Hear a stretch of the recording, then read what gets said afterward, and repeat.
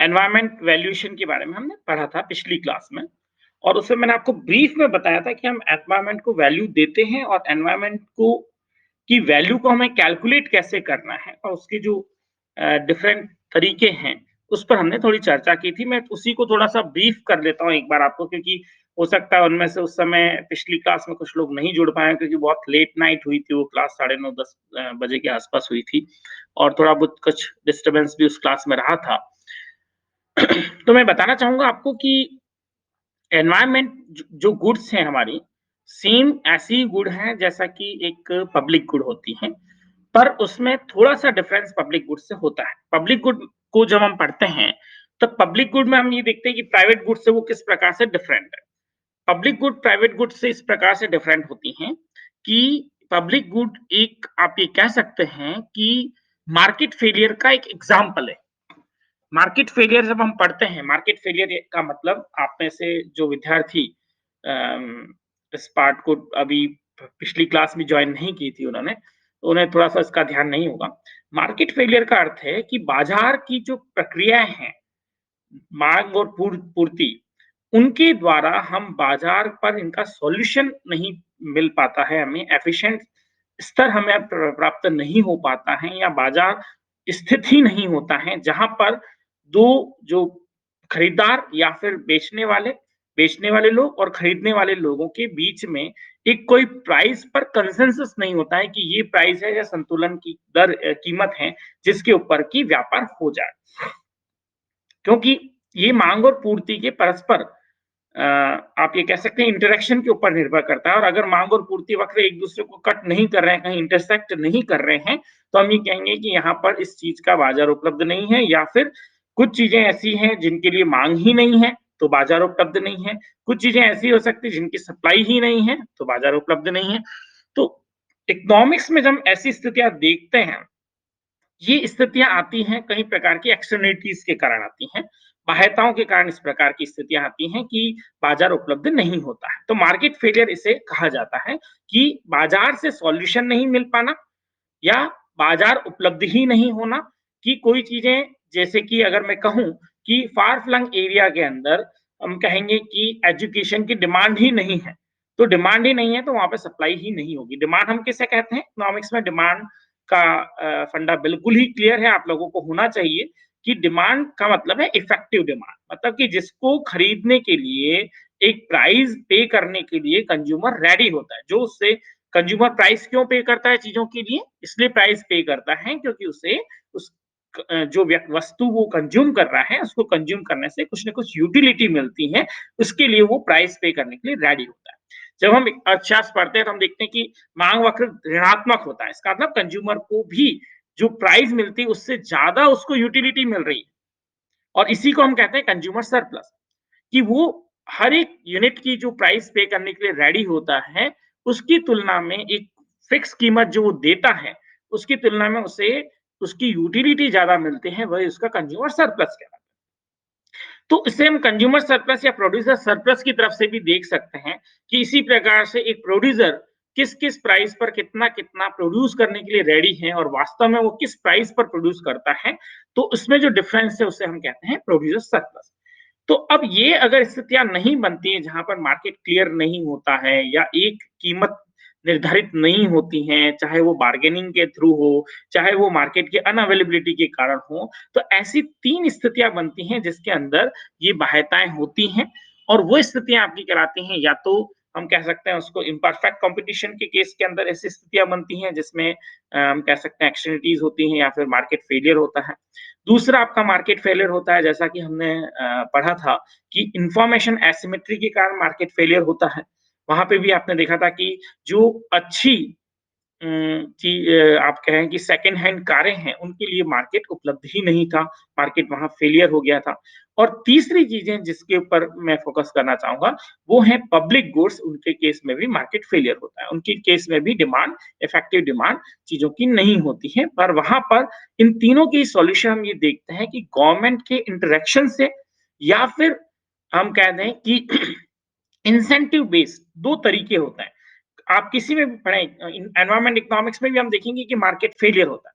अब market failure जो reason जो है वो ये होता है इसका कि इस एनवायरनमेंट के केस में हम देखते हैं, तो वो जो वस्तुएँ हैं, उनकी मैंने बताया कि आपको पब्लिक गुड और प्राइवेट गुड में मेन डिफरेंस ये है कि पब्लिक गुड में तो हमें फिर भी पता है कि मुझे एक स्कूल बनाना है।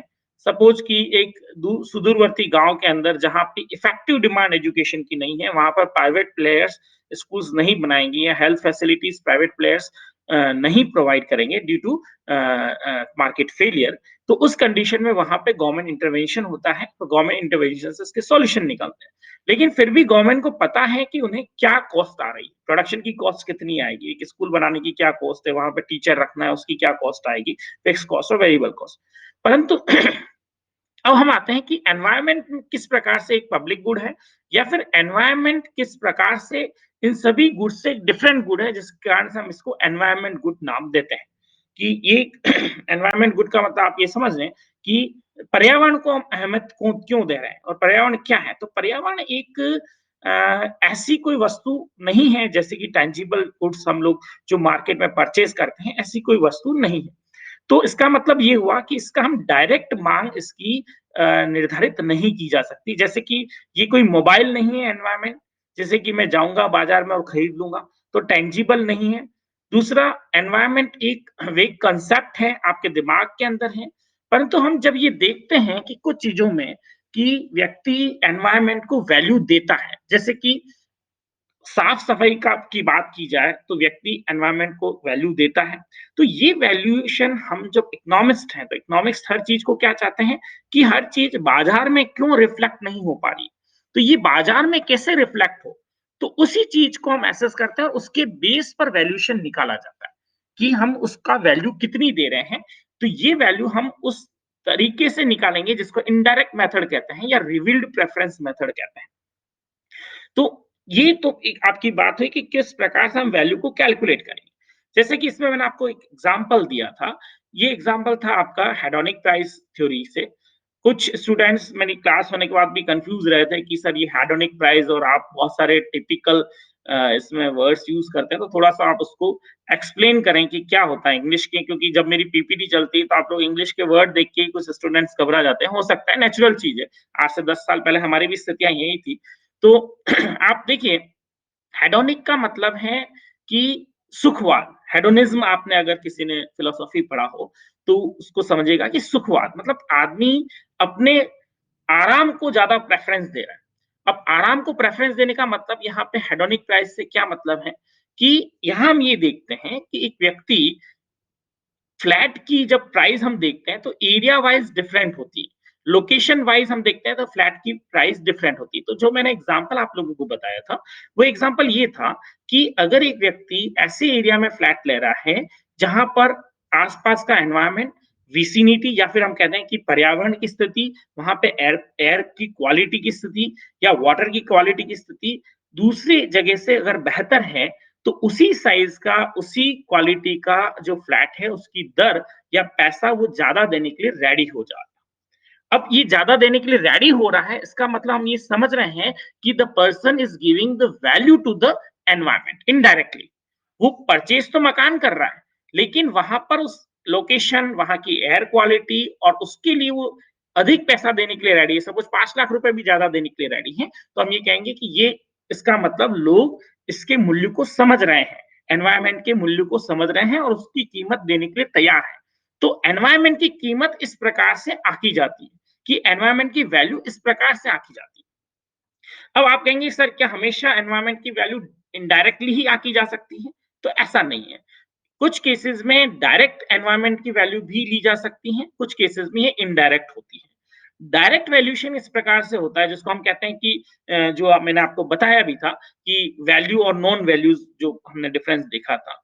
तो जो वैल्यू हम दे रहे हैं, उस वैल्यू के अंदर एनवायरनमेंट को आप डायरेक्टली भी उसकी वैल्यू मेज़र कर सकते हैं। फॉर एग्ज़ाम्पल एक व्यक्ति जो झील के अंदर मछली पकड़ रहा है तो वो उस झील की साफ-सफाई का विशेष ध्यान रखेगा और ये पूरा ध्यान रखेगा कि मछलियों की को उसमें ग्रो करने में एक सुकून भरा एनवायरनमेंट उनको मिलता रहे। ऐसा नहीं हो कि वो झील पॉल्यूट हो जाए, उसके अंदर कोई ड्रेनेज हो रहा होगा, तो उसको वो रोकने के लिए पूरे प्रयास करें।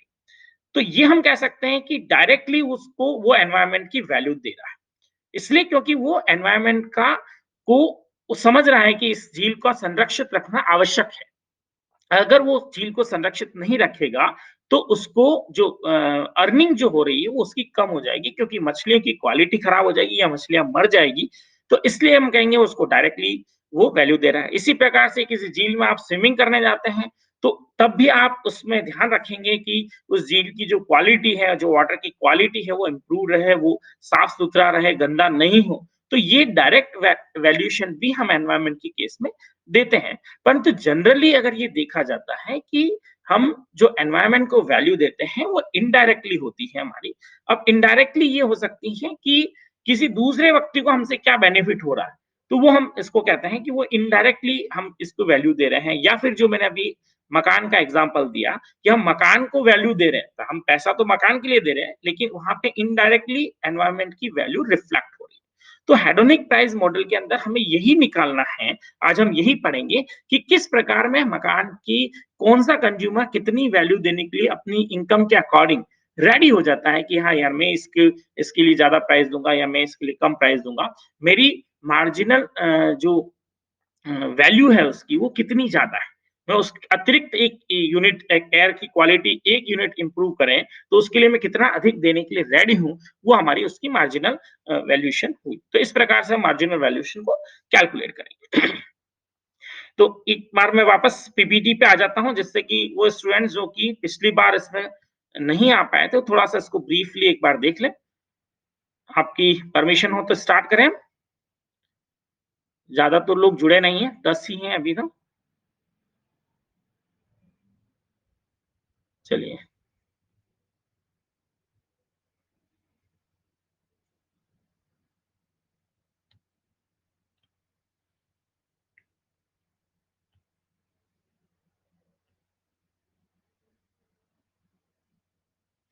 तो एनवायरनमेंट के वैल्यूएशन के तरीके हमने देखे थे। ये मैंने आपको बताया था कि क्या बेसिक डिफरेंस है। तो हम ये देखते हैं कि एनवायरनमेंट जो गुड है, उसके इसमें सप्लाई साइड के ऊपर उसका बेसिक डिफरेंस ये आता है कि पब्लिक गुड की तुलना में वो बिल्कुल डिफरेंट है। जैसे मैंने बताया कि उसमें हमें जो सप्लाई कर रहे हैं उसकी कॉस्ट का हम वैल्यूएशन कर पाना बहुत मुश्किल होता है कि कितनी कॉस्ट आएगी। इसका रीज़न ये है कि अगर कोई एरिया पॉल्यूटेड हो रहा है किसी चीज़ से, तो उस केस में हम उसके लिए रेस्पॉन्सिबल जो व्यक्ति हैं, आगे हम पढ़ेंगे भी उसमें कि किस प्रकार से उसको कमांड एंड कंट्रोल करके किस प्रकार से गवर्नमेंट उसके ऊपर रेस्ट्रिक्शन लगाती है कि वो पॉल्यूशन को कम करे, या पॉल्यूशन के ऊपर टैक्स लगा सकती हैं, या कोई व्यक्ति कम पॉल्यूट कर रहा है तो उसको सब्सिडी या इंसेंटिव दे सकती हैं, या फिर पॉल्यूशन के केस के अंदर ट्रेडेबल जो सॉल्यूशंस हो सकते हैं, जो कि आजकल हो भी रहे हैं, कुछ कंट्रीज कर भी रहे हैं इसको, जो कार्बन क्रेडिट्स वगैरह की हम बात करते हैं।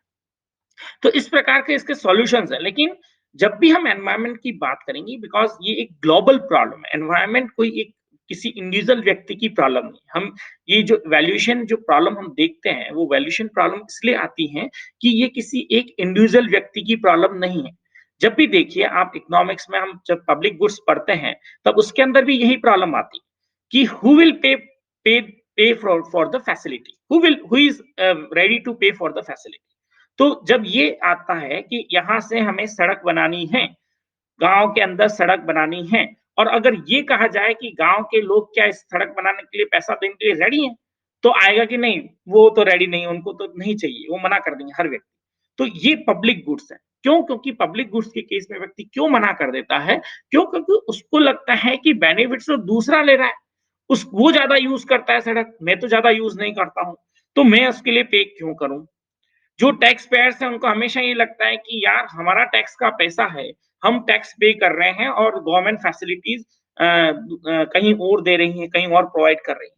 तो जब हम टैक्सेशन सिस्टम पढ़ते हैं, तब उसमें टैक्स में ये जो आप पढ़ते हैं नियम, उसमें ये आता है कि आप उसके लिए ये नहीं कह सकते हैं कि जो मैं टैक्स दे रहा हूँ, तो गवर्नमेंट मेरे लिए क्या कर रही है। तो ये टैक्स सिस्टम का एक सबसे बड़ा पॉइंट है, इम्पोर्टेंट पॉइंट है। तो ये इस कारण से पब्लिक गुड्स के लिए व्यक्ति टैक्स लगाना क्यों आवश्यक पड़ रहा है गवर्नमेंट को? गवर्नमेंट टैक्स क्यों लगाती है? वो इसलिए लगाती हैं क्योंकि जब पब्लिक गुड को वो सप्लाई करना चाहती हैं, तो जिस जगह पर, जिस स्थान पर, जिन लोगों के लिए वो सप्लाई करना चाहती हैं, those people are not ready to pay for that services. That's why the government is imposing the taxes and then delivering the services in the far flung area. तो ये एक बेसिक इसका कारण है जिस कारण से पब्लिक गुड्स को प्रोवाइड करना पड़ता है और ये गवर्नमेंट की रेस्पॉन्सिबिलिटी। अब इसी प्रकार से इसमें जब एनवायरमेंट की हम प्रॉब्लम देखते हैं तो वो उससे 2 कदम आगे है एनवायरमेंट की प्रॉब्लम। वो 2 कदम आगे इसलिए हैं क्योंकि एनवायरनमेंट गुड एक कोई टैंजिबल गुड नहीं है, ये इनटैंजिबल गुड है। ये ऐसी कोई वस्तु नहीं है जिसके लिए और दूसरा एनवायरनमेंट को लेकर लोगों के वेग आइडियाज़ हैं। इसको आपने आपका कब कब एनवायरनमेंट से पाला पड़ेगा जब तक आपको उन परिस्थितियों से नहीं गुज़रेंगे तब तक आप उस चीज़ की वैल्यूएशन को नहीं नहीं समझ सकते। आप एक अच्छी एयर की क्वालिटी की वैल्यूएशन को तब तक नहीं समझ पाएँगे जब तक आपके शहर की सारी एयर गंदी नहीं हो जाती। तो आप वैल्यूएशन चीज़ों को कब देते हैं, आप पे करने के लिए कब रेडी होते हैं, जब चीज़ें बहुत ज़्यादा स्तर पे खराब हो जाती हैं। तब व्यक्ति पे करने के लिए रेडी होगा, अदरवाइज़ वो पे करने के लिए रेडी नहीं होगा। तो हम ये देखते हैं कि प्राइवेट प्लेयर्स कहाँ पर रेडी हो रहे हैं, वो वहाँ रेडी होंगे जहाँ मार्केट प्ले करता है और जहाँ मार्केट प्ले नहीं करता, वहाँ गवर्नमेंट को इंटरवेन करना पड़ता है। तो इसीलिए गवर्नमेंट को जब हम ये देखते हैं, एनवायरनमेंट का इश्यूज़ देखते हैं, एनवायरनमेंट की प्रॉब्लम देखते हैं, तो वहाँ भी कमांड एंड कंट्रोल में हम देखते हैं कि गवर्नमेंट का इंटरवेंशन बहुत इम्पोर्टेंट है और गवर्नमेंट की जो पॉलिसीज़ हैं, वो बहुत इम्पोर्टेंट है। अगर हम इंडिया के रेफरेंस में देखें, तो नेशनल ग्रीन ट्रिब्यूनल इंडिया में बना हुआ है, जो कि एनवायरनमेंट के केसेस के ऊपर क्योंकि वाटर क्वालिटी में बहुत वाटर का हम कह सकते हैं कि एनवायरनमेंट से रिलेटेड वाटर का पॉल्यूशन बहुत तेजी से बढ़ रहा है। वाटर बॉडीज़ बहुत कम होती जा रही है, उनके अंदर ग्राउंड वाटर लेवल की अगर हम बात करें तो ग्राउंड वाटर लेवल राजस्थान के अंदर तो बहुत ही कम है। तो इस कारण से आपने देखा होगा कि पिछली गवर्नमेंट्स के अंदर जल संरक्षण के ऊपर काफ़ी काम किया गया। और अभी भी काम किया जा रहा है। अभी भी जो प्लानिंग है उसमें मेनली जो गवर्नमेंट का फोकस है वो सैनिटेशन एंड वाटर कंजर्वेशन है। तो ये एक सबसे बड़ी प्रॉब्लम है। इसी प्रकार से आप देखें कि जो पॉल्यूशन कंट्रोल बोर्ड है, सेंट्रल पॉल्यूशन कंट्रोल बोर्ड, उसके द्वारा रेगुलरली हर दिन, हर समय कुछ जो सेंटर्स हैं एयर क्वालिटी के, उसमें उदयपुर में भी एक सेंटर बना रखा है इन्होंने, जहाँ से एयर क्वालिटी इंडेक्स के डेटा कलेक्ट किए जाते हैं और वो उसको डिसेमिनेट करता है, उन डेटा को जारी करता है, जिससे कि पता रहे लोगों को कि हमारे शहर की एयर क्वालिटी क्या है। उदयपुर शहर में जब एयर क्वालिटी इंडेक्स हम देखते हैं तो वो मॉडरेट आता है, कुछ-कुछ केस में तो बहुत ही पुअर कंडीशन में आ जाता है। तो ये इंडेक्स जो एयर क्वालिटी इंडेक्स होता है वो 0 से 500 तक वेरी करता है, उदयपुर का लगभग 200 से 300 के बीच में रहता है। तो इस कारण से हम देखते हैं कि ये इम्पोर्टेंट हो रही हैं ये चीज़ें यानी कि लोग इनकी वैल्यू देने के लिए रेडी। अब आप जब देखते होंगे कि किस प्रकार से प्राइवेट प्लेयर्स आ जाते हैं इस मार्केट के अंदर, वो उसके ही सॉल्यूशन लेके आते हैं। और इस कारण से मार्केट इस प्रकार से हो जाता है, जिसके अंदर डिस्टॉर्शन बढ़ जाते हैं, दूरियाँ बढ़ जाती हैं। जो लोग पे करेंगे उनको चीज़ें मिलेगी, जो लोग पे नहीं कर पाएँगे वो उसको उस जिन चीज़ों को एन्जॉय नहीं कर पाएँगे। जैसे अगर साफ पानी की हम बात करें पीने के, तो आज आपको बॉटल बंद पानी मिलने लग गया है और जा जनरली लोग बॉटल बंद पानी ही यूज़ करते हैं। उसका रीज़न ये है क्योंकि उन्हें लगता है कि इसकी क्वालिटी ज़्यादा अच्छी होगी। तो हमने पानी की क्वालिटी पर ध्यान नहीं देगा, उसके ऊपर ध्यान कौन देगा? वो एक सबसे बड़ा चीज़ आती है कि वैल्यूएशन कौन करेगा? तो प्राइवेट प्लेयर्स कभी भी उस चीज़ के ऊपर काम नहीं करेंगे जहाँ पे उनको लॉस हो रहा है। वो वही काम करेंगे जहाँ पे उनको बेनिफिट हो रहा है। और अगर सारी चीज़ें अगर सारे रिसोर्सेज़ प्राइवेट प्लेयर्स को दे दिए जाएँ, तो उस केस के अंदर हम देखेंगे कि इकोनॉमी बहुत ही डिस्टॉर्ट हो चुकी है, बहुत ही मार्केट की स्थिति और खराब हो जाएगी और लोगों की जो एक्सेसिबिलिटी है टू द कॉमन रिसोर्सेज़ वो खत्म हो जाएगी। तो इस कारण से गवर्नमेंट इंटरवेंशन या फिर कमांड एंड कंट्रोल बहुत ही आवश्यक है। चलिए, अब हम पॉइंट पे आते हैं वैल्यूएशन पे जिसकी हम बात कर रहे थे, कि ये मैंने बताया कि इस कारण से वैल्यूएशन बहुत टिपिकल है, व्यक्ति वैल्यू देना ही नहीं चाहता है, जैसा मैंने आपको बताया कि इसकी जो कॉस्ट है वो भी डिस्बर्स कॉस्ट है, आपको पता ही नहीं पड़ता कितनी कॉस्ट आएगी मुझे इसको ठीक करने के लिए। जैसे कि अगर ग्राउंड वाटर की स्थिति देखें उदयपुर में अंदर भी और पूरे राजस्थान के अंदर भी, तो वो ग्राउंड वाटर बहुत नीचे जा रहा है हमारा। तो इसकी एयर क्वालिटी हो, वाटर क्वालिटी हो, नॉइज़ पॉल्यूशन आजकल पॉल्यूशन का भी जो लेवल है वो बहुत बढ़ गया है। नॉइज़ पॉल्यूशन भी आपका इसमें आ गया है और एयर क्वालिटी तो है ही है और साथ-साथ में अगर आप देखें तो अब सैनिटेशन को बहुत इम्पोर्टेंस दी जा रही है। आपने ये देखा होगा पिछली जो गवर्नमेंट का हमारा जो प्रोग्राम था, वो पूरा सैनिटेशन और ओडीएफ से रिलेटेड था, open open defecation free country बन चुका है हमारा, हमारा जिला तो ओपन डिफिकेशन फ्री है ही है। तो इस प्रकार से इन चीज़ों को बहुत इम्पोर्टेंस दी जा रही है। सॉलिड वेस्ट मैनेजमेंट के ऊपर विशेषकर म्युनिसिपल सॉलिड वेस्ट मैनेजमेंट या फिर आप कहते हैं कि बायोमेडिकल वेस्ट, इसके ऊपर भी विशेषकर ध्यान दिया जा रहा है, जो कि एनजीटी नेशनल ग्रीन ट्रिब्यूनल की गाइडलाइंस के अकॉर्डिंग गवर्नमेंट के लिए मैंडेटरी है कि उनके ऊपर वो ध्यान दें और उसके ऊपर काम करें और रिसाइक्लिंग के ऊपर विशेषकर ध्यान दिया जा रहा है, जिससे कि हम सस्टेनेबल डेवलपमेंट को इंश्योर कर पाएँ इन फ्यूचर। अब हम देखिए वैल्यूज़ को जो मैंने आपको उस दिन बताया था, कि हम वैल्यू किस प्रकार से देते हैं। अगर किसी चीज़ का मैं करंट यूज़ कर रहा हूँ, तो मैं वैल्यू दूँगा या मैं एक्सपेक्टेड यूज़ कर रहा हूँ कि मैं उस चीज़ का इन कभी यूज़ कर सकता हूँ या मेरा पॉसिबल यूज़ है कि कभी न कभी मैं इसको यूज़ कर सकता हूँ। तो इस प्रकार से हम उसको यूज़ वैल्यू कहते हैं और इस प्रकार से हम उसको वैल्यू देते हैं। दूसरा नॉन यूज़ वैल्यू की अगर हम बात करें, जो कि हमारा सेकंड कांसेप्ट और मेनली एनवायरनमेंट के केस में जो ज़्यादातर हम वैल्यूज़ जो देते हैं, वो सारी ही आपकी कौन-सी वैल्यूज़ होती हैं, वो नॉन यूज़ वैल्यूज़ होती हैं। नॉन यूज़ वैल्यूज़ का मतलब ये है कि मैं उस चीज़ का डायरेक्टली यूज़ नहीं कर रहा हूँ, जबकि कोई और व्यक्ति उस चीज़ को यूज़ कर रहा है, तो उस वैल्यू को हम कहते हैं और उस चीज़ के लिए भी मैं वैल्यू देता हूँ। तो एनवायरनमेंट आपकी एक ऐसी कमोडिटी है, जिसका आप डायरेक्टली यूज़ नहीं कर रहे हैं। कोई और व्यक्ति उस चीज़ का यूज़ कर रहा है और उस चीज़ के लिए आप वैल्यू देते हैं। अब आप कहेंगे सर ऐसा तो हम किसी चीज़ को वैल्यू नहीं देते हैं। आप ऐसी चीज़ को वैल्यू देते हैं। जैसे मैं फॉर एग्ज़ाम्पल आपको बताऊँ कि क्या आप में से कितने लोग चाहेंगे कि हमारा जो गोवा का बीच है वो सुंदर रहे, साफ रहे? तो आप कहेंगे सर हम सभी चाहते हैं गोवा का बीच साफ रहे। आप में से कितने लोग चाहेंगे कि हमारे जो अंडमान निकोबार के जंगल हैं वो अ, और बढ़ते रहें या हमारा फॉरेस्ट एरिया है वो बढ़ता रहे या मैं कह दूँ कि हमारे यहाँ पे इकोसिस्टम अच्छा रहे या फिर ये कहा जाए कि बर्ड वाचिंग की जो साइट्स हैं वो अच्छी डेवलप रहे, नीट एंड क्लीन रहे और बर्ड्स की वहाँ पे संख्या बढ़े। तो आप में से सभी चाहेंगे कि ये चीज़ें हम सर चाहते हैं ऐसा हो, ठीक है? अब ये आप चाहते हैं ऐसा हो और आप में से हो सकता है बहुत सारों ने केवल और केवल ये चीज़ पढ़ी हो और ना आप कभी वहाँ गए हो, लेकिन फिर भी आप उन चीज़ों को वैल्यू दे रहे हैं। यही चीज़ आपका कहलाती है नॉन यूज़ वैल्यू, कि आप उस चीज़ को यूज़ नहीं कर रहे हैं। मैं जैसे कि फॉर एग्जांपल मेरे मोबाइल को वैल्यू देता हूँ, मतलब मैं मेरे मोबाइल से यूटिलिटी गेन कर रहा हूँ, that's why I am paying for the mobile to I am ready to and I will demand for the mobile and I am ready to pay 50,000 rupees, 10,000 rupees for the mobile just because I am getting the utility from the using the commodity. But in case of non-use value, the person gives the value to the commodity whether he is using it or not. वो use कर ही नहीं रहा है, कोई और व्यक्ति उसको why is using the commodity and why is getting the utility, तो भी एक्स व्यक्ति उस चीज को क्या देता है, वैल्यू देता है। उस चीज को हम कहते हैं नॉन यूज वैल्यू। और एनवायरनमेंट में हम ज्यादातर जो चीजों को वैल्यू देते हैं वो हम किस चीज के लिए देते हैं, नॉन यूज वैल्यू। अभी हम नॉन यूज वैल्यू में जो वैल्यू देते हैं इसको अगर आप दूसरी टर्म में देखें तो इसको हम वाइकेरियस कंजम्पशन भी बोलते हैं। आप लोग इसको नोट कर लें। आप लोगों ने एक टर्म पढ़ी होगी, ये आपकी टर्म थी कॉन्स्पिक्यूअस कंजम्पशन। आप में से कितनों ने कॉन्स्पिक्यूअस कंजम्पशन पढ़ रखा है?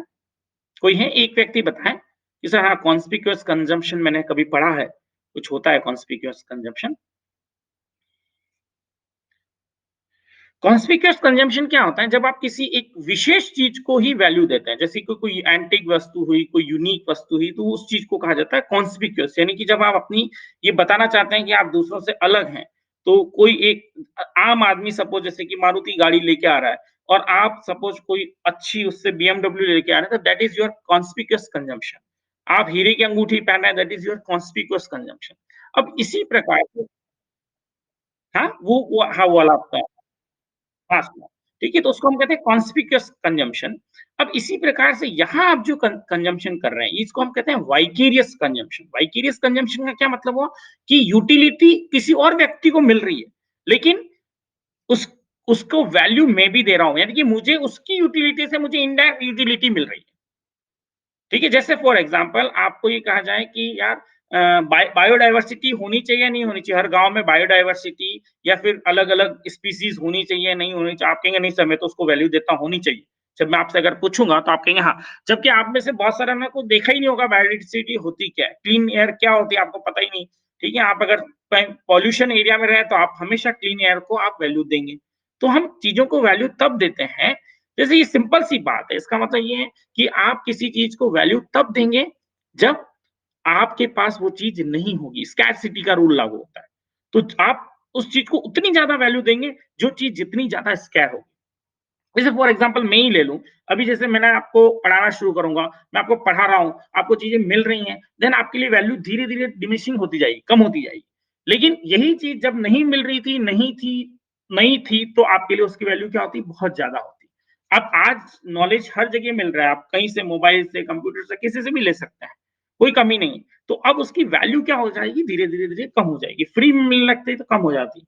हम लोग पहले मूवीज़ ज़्यादा देखने जाते थे, लेकिन अब वो ज़्यादा ईज़िली एक्सेसिबल हो गई, सब जगह मिल गई तो आपको ज़्यादा भीड़ नहीं दिखेगी, ठीक है? तो ये ह चीज़ें हैं वैल्यू देना। और वैल्यू इस कारण से देते हैं, दूसरा आपका हम केवल इसलिए वैल्यू दे रहे हैं क्योंकि वो चीज़ें एक्जिस्ट कर रही है, उसको कहते हैं एक्जिस्टेंस वैल्यू या वाइकेरियस वैल्यू।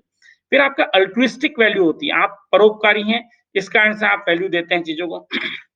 आप खुद कंज्यूम नहीं कर रहे जैसे मैंने वाइकेरियस में बताया, but from the others gain of utility, इस कारण से आप अल्ट्रुइस्टिक वैल्यू देते हैं। विकास वैल्यू मैंने बताया कि आप अपनी भावी पीढ़ी के लिए उसको वैल्यू दे रहे हैं, ठीक है? एनवायरनमेंट के केस में हम ये तीनों ही वैल्यूज गुड्स को, एनवायरनमेंट गुड को देते हैं। ये जैसे मैंने आपको बताया था कि वाइकेरियस कंजम्पशन क्या है, कि आपकी जो यूटिलिटी है वो आपको एक्सपीरियंस हो रहा है, सिर्फ वॉचिंग से आपने कहीं पढ़ा है, उस कारण से आप उस चीज को वैल्यू दे रहे हैं, कोई और व्यक्ति उसको कंज्यूम कर रहा है। इसी प्रकार से ये जो आपका बेनिवोलेंट जो हमने वैल्यू देखी थी, उसको स्टीवर्डशिप वैल्यू भी बोलते हैं, जो कि आप भावी पीढ़ी के लिए इस कारण से उसको वैल्यू दे। तो ये आपकी है नॉन यूज वैल्यू, और ज्यादातर एनवायरनमेंट के केस में हम नॉन यूज वैल्यू ही देखते हैं। अब हम आते हैं कि पिछली बार जो हमने देखा था कि यहाँ पर हम डिमांड को कैसे मेजर करेंगे, एनवायरनमेंट गुड के केस में डिमांड को कैसे देखी जाएगी। डिमांड को जो देखने का, कैलकुलेट करने का जो तरीका है, वो आपका यहाँ पर या तो स्टैटिक प्रेफरेंसेस हो सकती हैं। स्टैटिक का मतलब है उस व्यक्ति का इंटरव्यू लेना, सर्वे करना, एक लेबोरेटरी बनाना जिसके अंदर कुछ लोग हों, उनके साथ कुछ प्रयोग करना, उनको ये बताना कि यार हाँ, आप इमेजिन करिए कि आप ये एनवायरनमेंट गुड, आपको अच्छी क्वालिटी अच्छे एरिया में मकान मिल रहा है तो आप कितने रुपए देंगे? एक ऐसी जगह पे मकान मिल रहा है जहाँ की पॉल्यूशन और कंटीन्यूअस रहेगा, नॉइज़ पॉल्यूशन रहेगा, तो आप उसके लिए कितना पे करने के लिए रेडी हैं? तो इस प्रकार से अलग-अलग सिचुएशन बना के हम जो करते हैं, या फिर हम कह दें कि उसको लैबोरेटरी टेस्ट वगैरह किए जाते हैं, उसके बेस पर वैल्यूएशन निकाला जाता है, तो उसे कहा जाता है स्टेटेड प्रेफरेंस। लेकिन मेनली इसके यहाँ पे भी हम जो 2 मॉडल पढ़ते हैं वो रिवील प्रेफरेंस पर बेस्ड है। रिवील प्रेफरेंस में ये होता है कि व्यक्ति ऑब्जर्व करता है कि real choice in some market में and infer information on the trade off between money and environment. और वो जो ऑब्जर्व कर रहा है उसके बेस पर वो जो कमोडिटी परचेज कर रहा है उसके साथ या तो उसको लिंक कर देता है, अटैच कर देता है, जैसा कि मकान वाले केस में हम देखते हैं, फ्लैट वाले केस में हम देखते हैं कि वहां पर फ्लैट को की जो प्राइस है उसको उसने एयर क्वालिटी की प्राइस से लिंक कर दिया, और उसके बेस पर हम निकालते हैं कि वो एनवायरनमेंट गुड के लिए क्या वैल्यू देने के लिए रेडी है, कितना एक्स्ट्रा प्राइस देने के लिए रेडी है। तो ये रिवील प्रेफरेंस के बेस पर निकाला जाता है। तो आज हम जो हेडोनिक प्राइस मॉडल है हमारा, या फिर जो सुखवाद वाला जो मॉडल है आपका, उस अप्रोच के अंदर यही पढ़ेंगे कि किस प्रकार से रिवील प्रेफरेंस के थ्रू उस कीमत को निकाला जाता है। हेडोनिक प्राइस मॉडल जो मैंने आपको बताया या मेथड, उस मेथड में क्या है कि how the price of convention goods, जैसे कि हाउस का एग्जांपल हमने लिया, varies as the amount of closely related, जैसे कि air quality, and then infer the value for the environment. तो हम ये देखते हैं कि एयर क्वालिटी के साथ साथ मकान की कीमत किस प्रकार से बदल रही है, और देन हम इन्फर करते हैं, निकालते हैं किसकी वैल्यू, एनवायरनमेंट गुड के लिए कितनी वैल्यू देने के लिए रेडी हो रहा है बंदा, बंदा कितना पैसा उसके लिए देने के लिए रेडी है। तो अगर वो सपोज एक ऐसी जगह पे मकान, सेम बिल्डिंग जिसका कि इंफ्रास्ट्रक्चर, जिसमें रूम्स की संख्या, जिसमें फिक्सचर्स की क्वालिटी, जिसके अंदर फर्नीचर और दोनों सेम चीजें हों, लेकिन एक वो मकान या फ्लैट ऐसी जगह है जहाँ पॉल्यूशन है, नॉइस पॉल्यूशन है, पानी की जो क्वालिटी है वो सही नहीं है, टीडीएस उसका खराब है, और एक ऐसी जगह पे जहाँ एयर क्वालिटी अच्छी है, तो हम कहेंगे कि अगर वो वहाँ उस मकान के लिए अच्छे एरिया में अच्छी एयर क्वालिटी के साथ 5 लाख रुपए एक्स्ट्रा देने के लिए तैयार है, तो ये कहेंगे कि एनवायरनमेंट गुड के लिए वो 5 लाख रुपए एक्स्ट्रा देने के लिए रेडी है, और 5 लाख रुपए उसकी वैल्यू वो पर्टिकुलर कंज्यूमर के लिए आ रही है। तो इस प्रकार से रिवील प्रेफरेंस के through hedonic price निकाली जाती है। दूसरा इसका जो तरीका है, इसी के अंदर जो रिवील प्रेफरेंस में, जो आप पढ़ेंगे travel cost method. Travel cost method में क्या है कि ये सिंपली हम इस प्रकार से देखते हैं कि एक व्यक्ति जो अपनी कोई जो नेशनल पार्क हुआ या ऐसी जगह जो कि ग्रीनरी से पूरी लिंक्ड है, या फिर जो कमोडिटी जो ग्रीन पूरा ग्रीन बेल्ट है, वहां पर वो विजिट करने जाता है, इसीलिए बोलते हैं ट्रेवल कॉस्ट।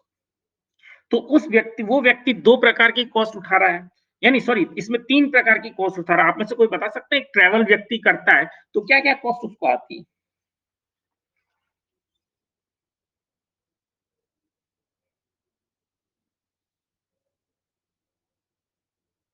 कोई भी बताएँ एक व्यक्ति को ट्रैवल करने की क्या-क्या कॉस्ट आएगी? सिंपल है, थोड़ा इंटरैक्टिव रहे क्लासरूम।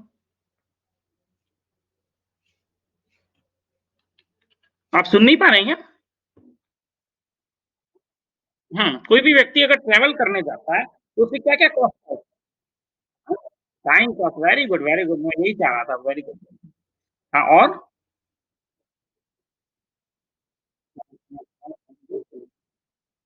बिल्कुल, बिल्कुल, बिल्कुल। आपने वो चीज़ उठा ली जो मैं चाह रहा था। मैं चाह रहा था कि आपके मुँह से निकले ताकि क्या मुझे एक्सप्लेन नहीं करना। देखिए, कभी भी हम ट्रैवल करने जाते हैं तो इस ये पूरा मॉडल हम अभी देखेंगे। मैं ज़्यादा टाइम नहीं लूँगा आप लोगों का। मेरा फिक्स टाइम है उसी में हम आज कंप्लीट करेंगे, 6 बजे तक कंप्लीट हो जाएगा।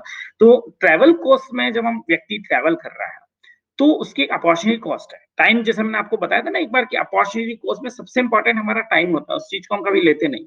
तो यहाँ पर पहली बार इस मॉडल में आप पढ़ेंगे कि टाइम को भी इसके अंदर इस मॉडल में लिया गया है इस मेथड के अंदर, कि एक तो वो अपना टाइम दे रहा है, क्योंकि टाइम देने का मतलब सपोज़ 3 दिन के लिए गया, और अगर आपको जो पेमेंट है, क्योंकि जनरली इंडिया में एक तो क्या होता है कि अगर प्राइवेट सेक्टर को देखा जाए तो 99% 95% तो प्राइवेट सेक्टर ही है।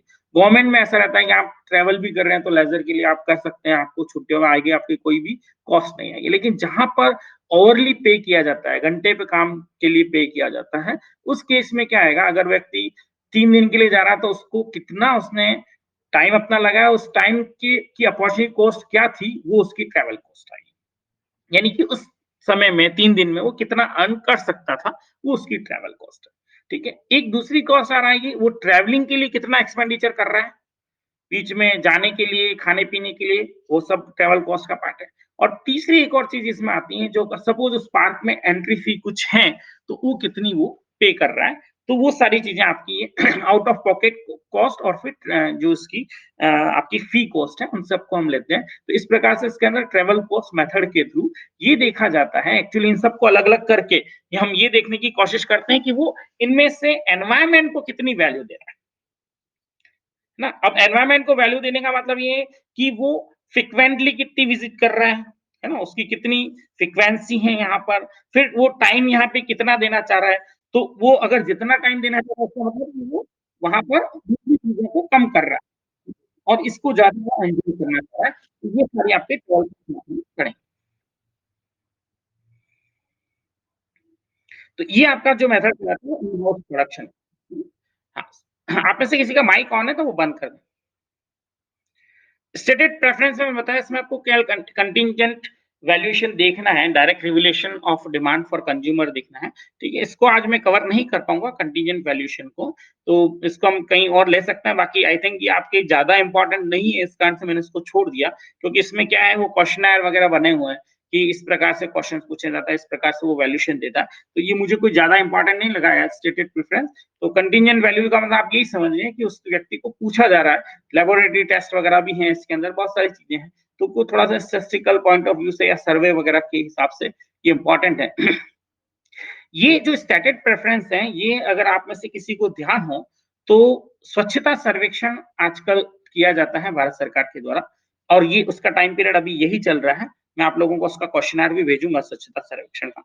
तो उसके अंदर वो ये वैल्यूएशन लेना चाह रहे हैं स्टेटेड प्रेफरेंस के थ्रू, लोगों से पूछ कर सर्वे करके, कि वो एनवायरनमेंट को या साफ सफाई को कितनी वैल्यू देते हैं। आपके घर के बाहर कचरा उठाने वाला आता है, फिर आप उसको अगर सपोज मैं आपसे पूछूं कि आप उसके लिए कितना पे करने के लिए रेडी हैं, आप उसको पे करते हैं कि नहीं करते, तो पे तो करते ही नहीं हम लोग, हमें फ्री में आ रहा है।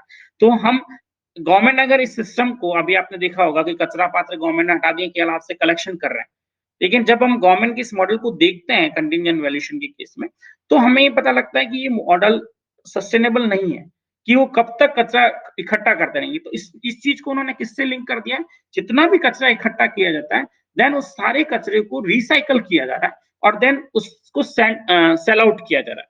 उदयपुर में अभी जितना भी प्लास्टिक वेस्ट है उसको रिसाइकल किया जा रहा है। उदयपुर में आप देखें तो जो प्लास्टिक की क्रशिंग बॉटल्स की मशीन आप लोगों ने कहीं कहीं देखी होगी, उन क्रशिंग बॉटल्स के थ्रू जो हम पानी की बोतलें पानी पी के फेंक देते हैं, उन मशीनों से वापस कपड़े बनते हैं, जींस बनते हैं। आप लोग जो कपड़े पहनते हैं उन कपड़ों में उस प्लास्टिक की बोतल का वेस्ट यूज होता है।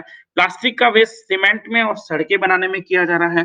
तो उस सर्वेक्षण में आजकल जो हम देखते हैं, तो उसमें ये चीजें भी बहुत इंपॉर्टेंट है कि आप रिसाइकलिंग कितनी करते हैं। आपको यही आपका वो जो एक मेथड हम पढ़ेंगे भी इसमें कि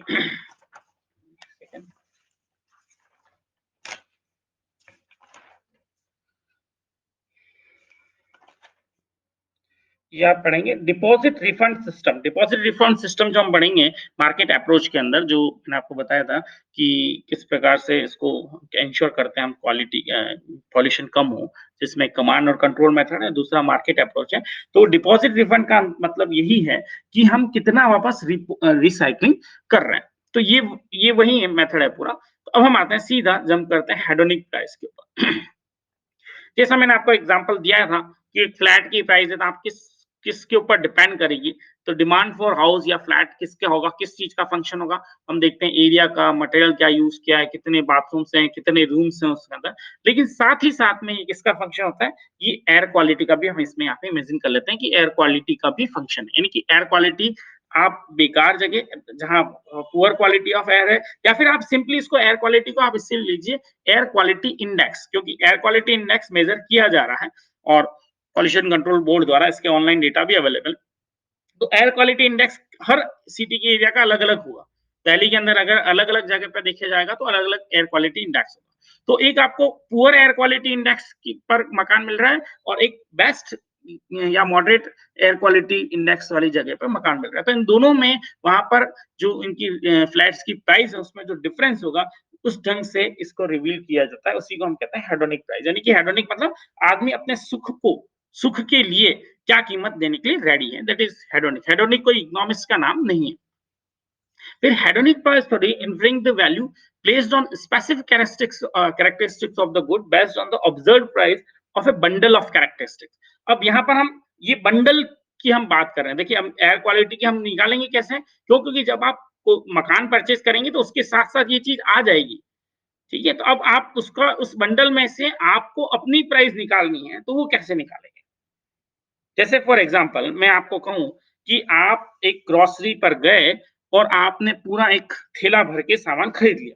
ठीक है, अब इस थैला भरे सामान के अंदर आपने कुछ चीजें अलग अलग ली हैं और टोटल वो चीजें सपोज 100 रुपए की आई हैं। अब आप ये निकालना चाहते हैं कि मैं किसी पर्टिकुलर कमोडिटी फॉर एग्जांपल जैसे एयर क्वालिटी, तो मैं एयर क्वालिटी के लिए कितने रुपए दे रहा हूं, या फिर आप कहते हैं कि मैं ब्रेड के लिए कितने कितने रुपए में मुझे ब्रेड मिली, वो आपको ध्यान नहीं है इस मॉडल में। तो आप उसको निकालने के लिए आप क्या करेंगे, एक एक्स्ट्रा ब्रेड परचेज करेंगे। उस एक एक्स्ट्रा ब्रेड से आपको पता पड़ जाएगा ये ब्रेड इतने रुपए की मिल रही है, तो मैंने जो ब्रेड ली वो इतने रुपए की होगी। तो यही इसका तरीका है, एयर क्वालिटी को आप वैल्यूएशन कैसे दे रहे। इसका तरीका हम ये देखेंगे अभी डायग्राम्स में कि किस प्रकार से जो व्यक्ति मकान लेना चाह रहा है वो उस मकान की अलग अलग एरिया में, जो मैंने बताया आपको एयर क्वालिटी इंडेक्स वाले डिफरेंट डिफरेंट लोकेशंस पर कितना कितना प्राइस उसको देना चाहता है या बिड कितना करेगा। हर व्यक्ति से पूछ, उस व्यक्ति से एक ही व्यक्ति से आप पूछ रहे हैं तो वो बताएगा हाँ यार मैं यहाँ पर इसकी इतना प्रेफरेंस देता हूँ, यहाँ पर मैं इसको इतनी प्रेफरेंस देता हूँ, यानी मेरी जो बिड ऑफर है, बिड ऑफर इतना इतना है। और वो कह रहा है जहाँ अच्छा एयर क्वालिटी है वहां पर मेरा बिड ऑफर यानी इस प्लेट के लिए मैं 50 लाख देने के लिए चाह रहा हूँ, जहाँ पुअर क्वालिटी है वहां मैं 35 लाख रुपए देने के लिए तैयार हूँ। तो ये उसका बिड ऑफर, ये डिमांड का लिया जाता है।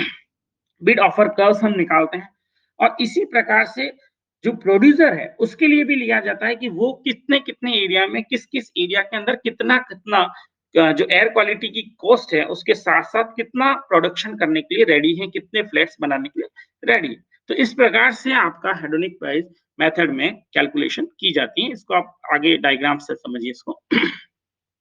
2 फंक्शन यहाँ पर हैं, एक है आपका कंज्यूमर बिड फंक्शन और दूसरा है producer offer function. Producer offer function function का मतलब ये है कि प्रोड्यूसर का तो ऑब्जेक्टिव ये है कि वो अपना प्रॉफिट को मैक्सिमाइज करना चाहता है। कंज्यूमर का ऑब्जेक्टिव है वो अपना यूटिलिटी को मैक्सिमाइज करना चाहता है। तो वो कितनी देखिए यहाँ पर आप इन फंक्शंस को देख देख सकते हैं। यहाँ पर ये जो इन्वर्टेड बना हुआ है फंक्शन जो आपका है, ये यूटिलिटी फंक्शन नहीं है, ये बिड फंक्शन है। तो कंज्यूमर जो बिड लगा रहा है वो किसके ऊपर, किन चीजों पर बेस्ड होगी। पहली चीज तो होगी कि वो अपनी यूटिलिटी को कैसे ले रहा है। तो आप देखें नीचे जो जा रहा है, अगर कर्व नीचे की तरफ जा रहा है इसका मतलब उसकी यूटिलिटी बढ़ रही है। नीचे की तरफ जाने का मतलब ये है कि अगर उसे अच्छी एयर क्वालिटी मिल रही है और कम प्राइस उसे पे करनी पड़ रही है, वाई एक्सिस पे हम प्राइस मेजर कर रहे हैं, तो हम कहेंगे कि उसकी यूटिलिटी क्या होगी, बढ़ेगी। अगर आपको फ्लैट अच्छी एयर क्वालिटी वाले लोकेशन या अच्छे एयर क्वालिटी इंडेक्स वाली लोकेशन पे मिले और उसके लिए कम प्राइस देना पड़े, तब आप कहेंगे आपकी यूटिलिटी बढ़ रही है। क्यों? क्योंकि आपको इनकम में से जो खर्चा होगा वो आपका कम होगा। तो आपका जो चॉइस पॉइंट होगा वो इस प्रकार से कैलकुलेट किया जाएगा कि कहां पर आपका ये आपका जो फंक्शन है जिसे मैंने पी जेड से बताया है, ये फंक्शन आपका हेडोनिक प्राइस फंक्शन है। हेडोनिक प्राइस फंक्शन कहते हैं इसको, पी जेड। ये हेडोनिक प्राइस फंक्शन क्या बताता है कि एयर क्वालिटी और प्राइस के साथ में आपस में एक दूसरे से क्या रिलेशन है।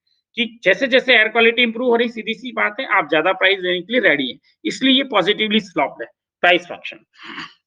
और उसके ऊपर जहां पर जिस पॉइंट पर कंज्यूमर का जो बिड फंक्शन है वो जहां मीट करता है, इसका ये इस पे टेंजेंट होता है, वो उस कंज्यूमर के लिए क्या होगा, आपका चॉइस पॉइंट होगा। अब इसी प्रकार से हम देखते हैं कि प्रोड्यूसर के केस में ऑफर फंक्शन क्या होगा। तो offer function shows the price necessary for certain level of profit at which producer will offer house। यानी कि प्रोड्यूसर अपना एक certain level of profit decide कर लेता है और उस प्रॉफिट लेवल पर वो कितने हाउस ऑफर करना चाहता है। वो उसका क्या कहलाता है, आपका ऑफर फंक्शन। तो जैसे जैसे हम देख रहे हैं यहाँ पर, अब प्रोड्यूसर का ऑफर फंक्शन या फिर प्रॉफिट सीधा सा देख लें, प्रोड्यूसर का प्रॉफिट कब इंक्रीज होगा। प्रोड्यूसर का प्रॉफिट आप देखें तब इंक्रीज हो रहा है जब पुअर क्वालिटी इंडेक्स के साथ में प्राइस क्या हो रही, बढ़ रही है। यहाँ पे आप देखेंगे तो हम ऊपर जा रहे हैं, जब ये कर्व ऊपर की तरफ जा रहा है आपका, तो आप कहेंगे कि प्रोड्यूसर का जो प्रॉफिट है वो क्या हो रहा है, इंक्रीज हो गया। ठीक है, प्रोड्यूसर का प्रॉफिट इंक्रीज होने का मतलब पहले वो यहाँ पर जब एयर क्वालिटी ज्यादा है और प्राइस भी ज्यादा मिल रही है उसे, फिर एयर क्वालिटी उसने कम कर दी और फिर भी उसको प्राइस अगर ज्यादा मिल रही है तो उसका प्रॉफिट क्या होगा, इंक्रीज होगा।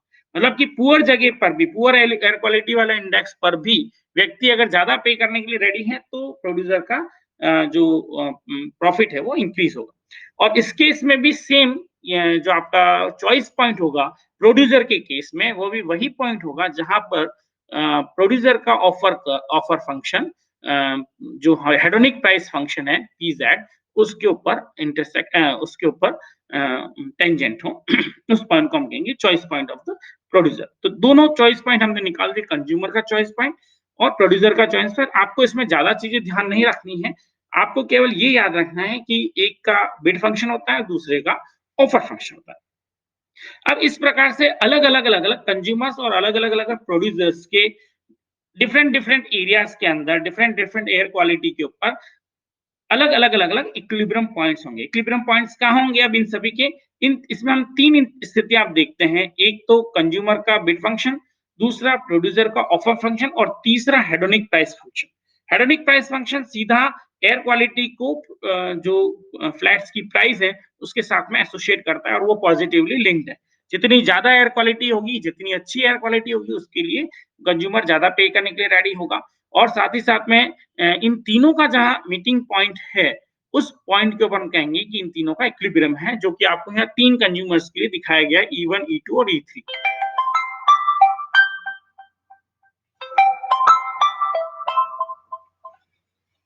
हाँ नमस्कार सर। जी सर, मैंने फोन इसलिए किया था। हाँ हाँ हाँ, वो उसका हो गया क्या माई का सर, मैं पूछने के लिए फोन किया था। पता नहीं मुझे, मैंने कहा आपको पूछूंगा, पता होगा। अच्छा अच्छा, चलो हो तो मुझे बता दीजिएगा सर। जी जी सर, कोई बात नहीं। जी जी जी जी जी जी, thank you thank you thank you thank you. हाँ सॉरी। तो ये हम देखते हैं कि अब हम वैल्यू फंक्शन कैसे निकालते हैं। तो ये आपका हेडोनिक प्राइस वैल्यू फंक्शन है। हेडोनिक प्राइस वैल्यू फंक्शन इस प्रकार से निकाला जाता है। देखिए हेडोनिक प्राइस वैल्यू फंक्शन आप इन दोनों ही फंक्शन से निकालेंगे, ड्रॉ करेंगे। और हेडोनिक प्राइस फंक्शन जो पीजेड जैसे कहा गया है, जो मैंने पिछले में आपको बता दिया था कि ये इनके आपस में टेंजेंसी पॉइंट्स है। तो हेडोनिक प्राइस फंक्शन क्या चीज है आप समझ लें। हेडोनिक प्राइस फंक्शन कंज्यूमर का ऑफर फंक्शन और प्रोड्यूसर का, सॉरी, कंज्यूमर का बिड फंक्शन और प्रोड्यूसर के ऑफर फंक्शन के जो टेंजेंसी पॉइंट्स हैं डिफरेंट डिफरेंट, उन सभी का जो लोकस है, उन सब का जो लोकस है उनको कवर अप करता हुआ जो फंक्शन है, that is called hedonic price function. तो इस प्रकार से हेडोनिक प्राइस फंक्शन हम निकालते हैं। और no doubt hedonic price function आपका कैसा आएगा, पॉजिटिवली स्लॉप्ड आएगा। क्यों? क्योंकि जैसे जैसे जैसे एयर क्वालिटी इंप्रूव होगी वैसे वैसे वैसे कंज्यूमर ज्यादा दिन के लिए तैयार होगा, और जैसे जैसे एयर क्वालिटी इंप्रूव होगी प्रोड्यूसर का भी जो प्रॉफिट है वो इंक्रीज होगा। तो hedonic price function is the locus of the tendency between bid function of some consumer and offer function of the some producer. Entire hedonic price line is constructed. अब इस hedonic price line का ही आप पूरा देखिए कि इस hedonic price line का जो slope है वो क्या होता है। At each choice point on hedonic price line, the slope of bid offer and price line is identical, and consumer, producer and market all have the same marginal valuation on unit of characteristics. ठीक है, सभी का जो marginal valuation होगा वो सभी का क्या होगा, सेम होगा। क्योंकि यहाँ पे इनका जो ढाल है, मैं मार्जिनल इसलिए बोल रहा हूँ क्योंकि यहाँ पर इन तीनों चीजों का ढाल, ढाल को हम जनरली मार्जिनल बोलते हैं, और वो ढाल क्या है यहाँ पर बराबर है। अब इन तीनों के ही स्लॉप को हम देखें, इन तीनों का स्लॉप क्या चीज बताता है, तो आप इसको समझ सकते हैं। क्योंकि आप लोग माइक्रो इकोनॉमिक्स पढ़ चुके हैं तो आपको बिल्कुल ध्यान होगा कि एक डायग्राम अगर हम ड्रॉ करते हैं तो उसमें स्लॉप क्या चीजों को बताता है, किन चीजों को बताता है। देखिए जो बिड फंक्शन है, बिड फंक्शन किसका है, कंज्यूमर का।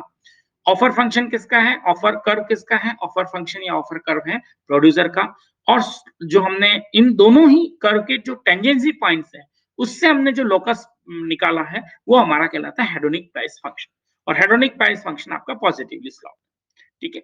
अब ये जो बिड फंक्शन है वो इन्वर्टेड है, और जो आपके ऑफर फंक्शन है वो इस प्रकार से अपवर्डेड है ना, वो अपवर्ड है और ये डाउनवर्ड। तो जो बिड फंक्शन है हमारा, जो कि बिड फंक्शन आपका जो डाउनवर्ड फंक्शन है, उसमें क्या मतलब है, उसका मतलब ये है कि extra amount of money consumer is willing to pay for one more unit of air quality.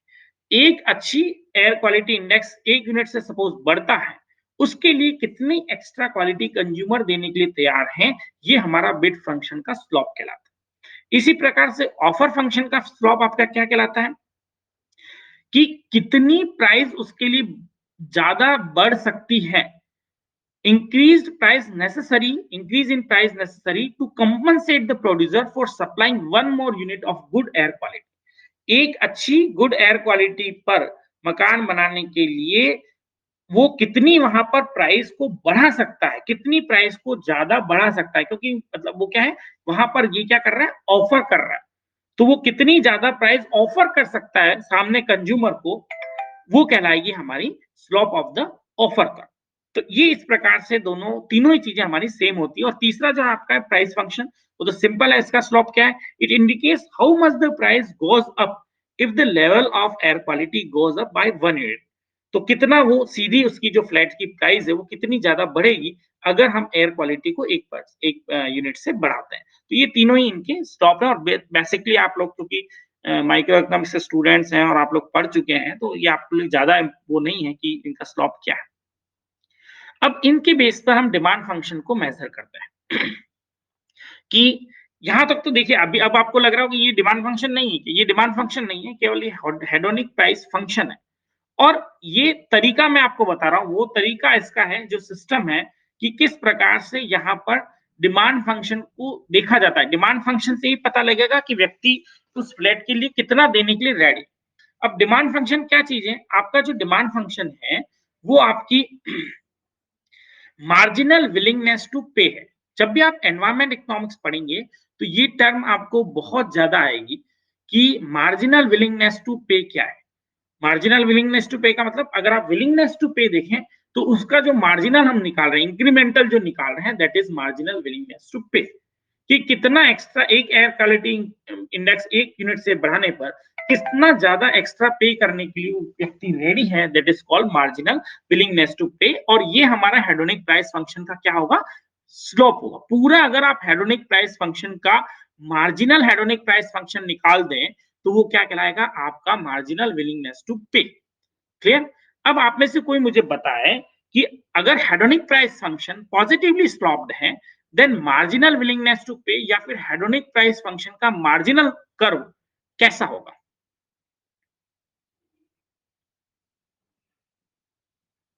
क्या ये भी पॉजिटिवली स्लॉप्ड होगा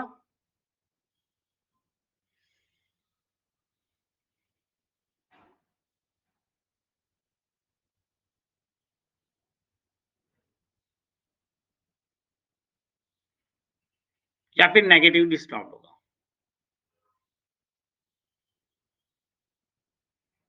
मार्जिनल विलिंगनेस टू पे क्या होगी? विलिंगनेस टू पे है यहाँ पर।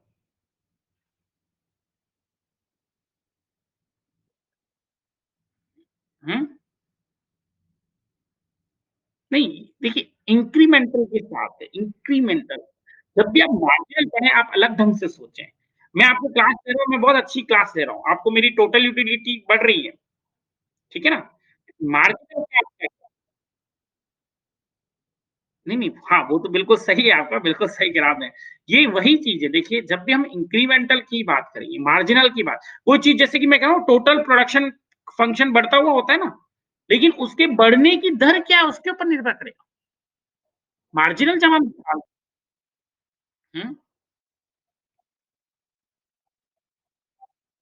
जी, बिल्कुल, बिल्कुल, बिल्कुल, बिल्कुल। मैं इसीलिए ये चीज़ मैं पूछ यहाँ इसीलिए रहा था, मैंने कहा कि आपको माइक्रो देखिए जब भी आप एनवायरनमेंट इकोनॉमिक्स पढ़ेंगे, एनवायरनमेंट इकोनॉमिक्स कुछ भी नहीं है, इंटरनेशनल इकोनॉमिक्स कुछ भी नहीं है, वहाँ चीज़ें नई-नई हैं केवल। और आपका थोड़ा-सा थ्योरेटिकल पोर्शन अलग है, बाकी मार्जिनल सॉरी माइक्रो इकोनॉमिक्स हमारी सेम रहती है। और सब जगह माइक्रो इकोनॉमिक्स को यूज़ करते हैं हम। अगर इंटरनेशनल भी पढ़ रहे हैं तो भी हम माइक्रो इकोनॉमिक्स को यूज़ करते हैं। वहाँ पे भी आप ऑफर कर्व बनाते हैं। जैसे यहाँ पे भी हमने हेडोनिक प्राइस फंक्शन बनाया, वैसा का वैसा सभी जगह है। लेकिन इसका ये कि हम मैं ये कहूँ कि आपको जब भी मार्जिनल कैसे निकालना है, ये बहुत ही टेक्निकल है। मार्जिनल निकालने का मतलब आप यहाँ ये देखेंगे कि sir total production is increasing with increasing rate then marginal will increase. Total production is increasing with decreasing rate then marginal will decrease. तो ये यहाँ पर डिक्रीज होगा मार्जिनल, कि हम एडिशनल क्वालिटी जैसे जैसे मेरे पास अच्छा आ गया, मैं एक और अच्छा फ्लैट लेने के लिए कितना पैसा देने के लिए रेडी हूँ, एक और यूनिट एयर क्वालिटी। और ठीक है यार, इतना घड़ी आपने इतनी से ज्यादा क्या एयर क्वालिटी देखी है ना, तो आप ज्यादा उसके ऊपर नहीं वो करोगे। हाँ, ये जरूर है कि आप गंदी जगह से डायरेक्ट एक दोनों एक्सट्रीम केसेस को जब देख रहे हैं कि एक बहुत ही बेकार गंदी जगह पे हम ले रहे हैं जहां पे दिन भर एयर पोल्यूशन रहेगा, नॉइस पोल्यूशन रहेगा, और एक थोड़ी सी ऐसी जगह पे जहां पर ये चीजें नहीं है, तो उसको हम ज्यादा वैल्यूशन दे देंगे। लेकिन अब हम इंक्रीमेंटल की अगर बात करें तो वो कैसा होगा? डिक्रीज होगा, नेगेटिवली स्लॉप होगा। ठीक है? तो इसी का जो ये अगर मार्जिनल निकालें तो आपका डिक्रीजिंगली स्लॉप होगा। और उस मार्जिनल विलिंगनेस टू पे क्या है? We need to know the individual's marginal willingness to pay for one more unit of the air quality. एक एक्स्ट्रा एयर क्वालिटी की यूनिट के लिए वो कितना पे देने के लिए, अब वो पहले से क्या करेगा? कम कम कम कम कम। ठीक है? इस कारण से जो मार्जिनल विलिंगनेस टू पे कर्व है हमारे, वो कैसे होंगे? नेगेटिवली स्लॉप्ड होंगे। और वो इसके जो हेडोनिक प्राइस लाइन है उसका जो मार्जिनल कर्व है उसको जहां इंटरसेक्ट करेंगे उस पॉइंट को हम कहेंगे कि वो कंज्यूमर का डिमांड फंक्शन है, इंडिविजुअल कंज्यूमर का। और ऐसे ऐसे डिफरेंट डिफरेंट कंज्यूमर्स के हम डिमांड फंक्शन लेते हुए ये डिसाइड करेंगे कि व्यक्ति उस डिफरेंट एयर क्वालिटी के लिए कितना पे करने के लिए रेडी है, वही उसका एयर क्वालिटी के लिए वैल्यूशन है। तो ये इसको आप आगे वाले फंक्शन से देखिए। ये आपका पूरा जो मैंने हेडोनिक प्राइस फंक्शन बनाया था उसका मार्जिनल कर्व यानी पी डैश जेड आपका ये भी नेगेटिवली स्लोप्ड है, और इंडिविजुअल जो कंज्यूमर्स हैं उसका जो marginal willingness to pay for consumer 2 and consumer 1 वो भी नेगेटिव स्लोप्ड है। और ये जहां इंटरेक्ट कर रहे हैं वो इंडिविजुअल व्यक्ति के आपके कह सकते हैं कि उनकी इंडिविजुअल चॉइस पॉइंट को बता रहा है। यही आपकी एयर क्वालिटी की वैल्यू को उनके द्वारा बताया जाएगा। तो इस प्रकार से यहाँ पर एनवायरमेंट इकोनॉमिक्स के केस में इंडिविजुअल व्यक्ति की जो मार्केट डिमांड है वो कैलकुलेट की जाती है। ये आपका पूरा हेडोनिक प्राइस मॉडल है जिसके बेस पर ये कैलकुलेट किया जाता है कि कौन व्यक्ति कितना एनवायरमेंट क्वालिटी को वैल्यू देगा, और हर व्यक्ति का अलग अलग होगा। इसके अंदर देखिए वहां यहाँ ऐसा नहीं होगा कि हर व्यक्ति को एक पॉइंट आ जाएगा, ऐसा नहीं होगा। हर इंडिविजुअल का अलग अलग पॉइंट होगा। यहाँ पर ये 2 कंज्यूमर बताए गए, दोनों का इंडिविजुअल अलग अलग पॉइंट। इसी प्रकार से जब आप पब्लिक गुड पढ़ेंगे तो उसके अंदर भी यही होगा, वैल्यूएशन आप अलग अलग देना चाहते हैं, लेकिन वहां पे सप्लायर एक है तो वो उसको एक फिक्स कॉस्ट के ऊपर सप्लाई कर देता है। तो ये आपका यहाँ पर हेडोनिक प्राइस हमारा कंप्लीट होता है। नेक्स्ट हम चलते हैं ट्रेवल कॉस्ट मेथड के ऊपर। ट्रेवल कॉस्ट मेथड क्या है आपका? ट्रेवल कॉस्ट मेथड जैसा आपने बताया भी था, it's indirect use value example है। यहाँ पर आप डायरेक्टली किसी चीज को यूज नहीं कर रहे हो, इनडायरेक्टली यूज कर रहे हो, ठीक है वहां पर।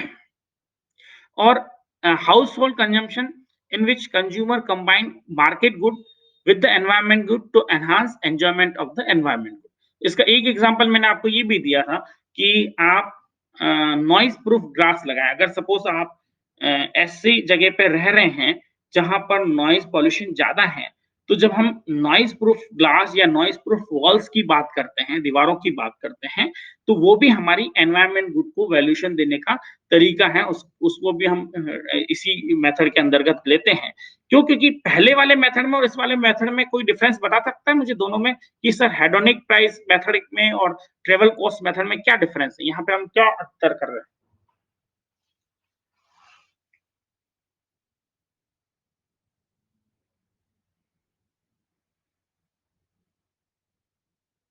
देखिए आप लोगों के लिए बेसिक ही बहुत इंपॉर्टेंट है। डिटेल में आप नहीं भी जाएं तो चलेगा, लेकिन इन बेसिक से रिलेटेड ही क्वेश्चन उसमें पुटअप किए जाएंगे। देखिए जब हेडोनिक का हम देख रहे हैं और जब हम ट्रेवल कॉस्ट मेथड या फिर प्रोडक्शन ये जो हाउस होल्ड कंजम्पशन मेथड देख रहे हैं, तो इसमें यहाँ पर हम क्या कर रहे हैं? यहाँ पर हमने क्या किया है, कंज्यूमर कंबाइन कर रहा है मार्केट गुड को एनवायरमेंट गुड के साथ में कंबाइन कर देता है यहाँ पर, ठीक है, जोड़कर देखी जाती है, यानी कि यहाँ पर ये कॉम्प्लीमेंट्री है।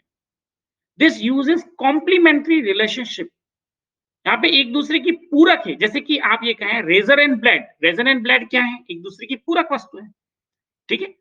इसी प्रकार से आप और भी कुछ पूरक वस्तुओं के एग्जाम्पल आप में से कोई बता सकते हैं? पूरक वस्तुएं और क्या होंगी? कुछ एग्जाम्पल दे। कार और पेट्रोल, मतलब कार के साथ जुड़ा हुआ है ना, ये कंबाइन है। पेट्रोल की डिमांड कार की डिमांड के साथ कंबाइन है। इसी प्रकार से यहां पर भी जो कमोडिटी है वो कॉम्प्लीमेंट्री है। जैसे कि मैंने कहा कि नॉइज प्रूफ ग्लास की जो डिमांड है वो किसके साथ कंबाइन है? आप ग्लास की डिमांड कर रहे हैं, ग्लास की डिमांड क्या है? That is market good. और वो किसके साथ कंबाइन है, किसकी कॉम्प्लीमेंट्री है? वो नॉइज पॉल्यूशन यानी कि एनवायरमेंट गुड, आप इसके साथ एनवायरमेंट गुड को कंबाइन कर रहे हैं। तो ट्रेवल कॉस्ट मेथड के अंदर जैसे कि मैं घूमने जा रहा हूं, तो घूमने में मेरे को मैं कौन सी एनवायरमेंट गुड को उसके साथ कंबाइन कर रहा हूं? जो मुझे प्लेजर मिल रहा है घूमने का, उसको मैं इसके साथ कंबाइन कर रहा हूं, और वो प्लेजर मेरी एनवायरमेंट गुड है। क्या आप ऐसी जगह घूमने जाएंगे जहां पे कचरा है, गंदगी है? ऐसे ऐसे ऐसे नदी को देखने जाएंगे जो पूरी गंदी हो गई है, नाला बन चुकी है? नहीं जाएंगे ना। तो आपकी ट्रेवल कॉस्ट को हम इसके साथ कंबाइन करते हैं और देन वैल्यूएशन को निकालते हैं, दैट इज ट्रेवल कॉस्ट। जबकि अब मुझे आप बताइए कि आपने हेडोनिक पूरा पढ़ लिया, जबकि हम हेडोनिक में क्या करते हैं बताइए? क्या वहां पे कॉम्प्लीमेंट्री है दोनों गुड्स, या वहां पर क्या है? हम्म।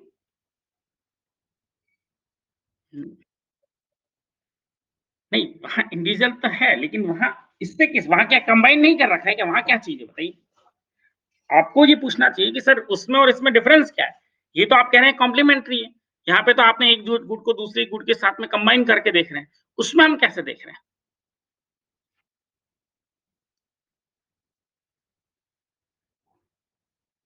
चलिए मैं बताता हूँ एक सेकंड। आप इसका मतलब जो पहले वाली क्लास में है थोड़ा-सा अपन जल्दी चले।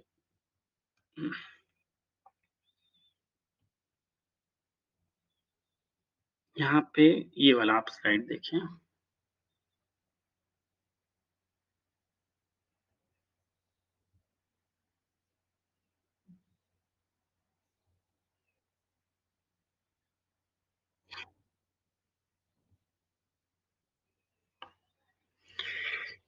इस लाइन को पढ़िए आप, hedonic price method. How the price of convention good varies as the amount closely related environment good changes। यहाँ हम कोई कंबाइन नहीं कर रहे हैं, यहाँ हम क्या देख रहे हैं? हम ये देख रहे हैं कि जो हमारी कन्वेंशन गुड यानी कि मकान, जिस चीज की हम डिमांड कर रहे हैं वो मकान है हमारा, ठीक है? और या फ्लैट है हमारा, उसकी जो हमारी प्राइस है वो कैसे वेरी हो रही है हमारी उसके साथ क्लोजली जो रिलेटेड एनवायरमेंट गुड है, जो कि उसके साथ क्लोजली रिलेटेड किसको कर दिया हमने, यहां हम कंबाइन नहीं कर रहे हैं। यहां पर हम क्या देख रहे हैं? चेंज देख रहे हैं प्राइस में, उसकी प्राइस में वेरिएशन कैसे हो रहा है एयर क्वालिटी के साथ। जिस एक आपने एनवायरमेंट गुड ली, उसको आपने वेरिएबल बना दिया। हेडोनिक प्राइस मेथड के अंदर आपकी एनवायरमेंट गुड यानी कि एयर क्वालिटी क्या है? वेरिएबल है आपका। इस वेरिएबल में चेंज कर रहे हैं आप, एयर क्वालिटी को बढ़ा रहे हैं या कम कर रहे हैं। उसके साथ साथ आपकी जो हाउस है या जो गुड है, जिस वस्तु की आप डिमांड कर रहे हैं डायरेक्टली, आप डायरेक्टली एनवायरमेंट गुड की डिमांड नहीं कर रहे हैं, that's why it is reveal. ठीक है, आप एनवायरमेंट गुड की डिमांड को रिवील कर रहे हैं, निकाल रहे हैं, उसमें से इन्फर कर रहे हैं, निकाल रहे हैं। लेकिन आप कर क्या रहे हैं? आप एनवायरमेंट गुड की जो चेंजेस हैं, उससे आप आपकी जो कमोडिटी जिसकी आप डिमांड कर रहे हैं, उसकी प्राइस में किस प्रकार से चेंजेस हो रहे हैं, उसको आप देख रहे हैं, देखना चाहते हैं, उससे आपकी डिमांड किस प्रकार से प्रभावित हो। जबकि हाउस होल्ड प्रोडक्शन मेथड में हम क्या कर रहे हैं? चीजों को कंबाइन कर रहे हैं। Assume that consumer will combine. ठीक है, तो दोनों चीजें हैं क्लोज रिलेटेड। अब अगर सपोज मैं हाउस होल्ड वाला प्रोडक्शन में मैं आपको हेडोनिक से मेथड से निकालने के लिए कहूं, तो वो वहां नहीं होगा। हेडोनिक में निकालने का मतलब ये हुआ कि मैं ये देखना चाहूं कि जो मैं नॉइज प्रूफिंग ग्लास लगा रहा हूं, उस ग्लास की प्राइस किस प्रकार से वेरी कर रही है मेरे नॉइज होने पर, ठीक है, नॉइज पॉल्यूशन के ऊपर, दैट इज हेडोनिक प्राइस। लेकिन यहां हम ये नहीं कर रहे हैं। यहां हम अब हम क्या देखेंगे? इस ट्रेवल कॉस्ट मेथड में हम क्या देखना चाह रहे हैं? ट्रेवल कॉस्ट मेथड में ये नहीं देखना चाह रहे हैं, प्राइस में कोई वेरिएशन को हम नहीं कैलकुलेट करना चाह रहे। वहां पर हम प्राइस में वेरिएशन को कैलकुलेट करना चाह रहे थे एनवायरमेंट गुड की क्वालिटी में वेरिएशन होने पर। यहां पर हम वेल इसमें नहीं, ये नहीं देखना चाह रहे। हम क्या कर रहे हैं? केवल कंज्यूमर उन दोनों गुड्स को क्या कर रहा है? कंबाइन कर रहा है, और मार्केट में किस चीज की डिमांड कर रहा है? वो उसके साथ एसोसिएटेड, उसके साथ उसकी जो कॉम्प्लीमेंट्री है। मतलब देखिए आप कि आप एक सिंपल ग्लास लगा सकते थे, लेकिन आपने नॉइज प्रूफिंग ग्लास की जो डिमांड की है, वो किस किस कारण से की है? वो आपने इस कारण से की है क्योंकि आप नॉइज पॉल्यूशन को वैल्यू देते हैं, उसके लिए पे करने के लिए रेडी हैं। उस नॉइज पॉल्यूशन के लिए आप पे करने के लिए रेडी हैं। अब इसी प्रकार से आप दूसरा देखें कि आप एक बिस्लरी की बोतल के 25 रुपए देने के लिए क्यों रेडी हैं? क्यों? क्योंकि आपने उसके साथ में वाटर की क्वालिटी यानी कि वाटर पॉल्यूशन को उसके साथ में कंबाइन कर दिया है। इसके कारण से आप 25 रुपए में पानी की 1 लीटर पानी लेना चाहते हैं, जबकि आपको पता है कि पानी हमें फ्रीली अवेलेबल। तो जब हम चीज जिसकी डिमांड कर रहे हैं, उस चीज के साथ में हमने एनवायरमेंट गुड को कंबाइन कर दिया है, that is travel cost method.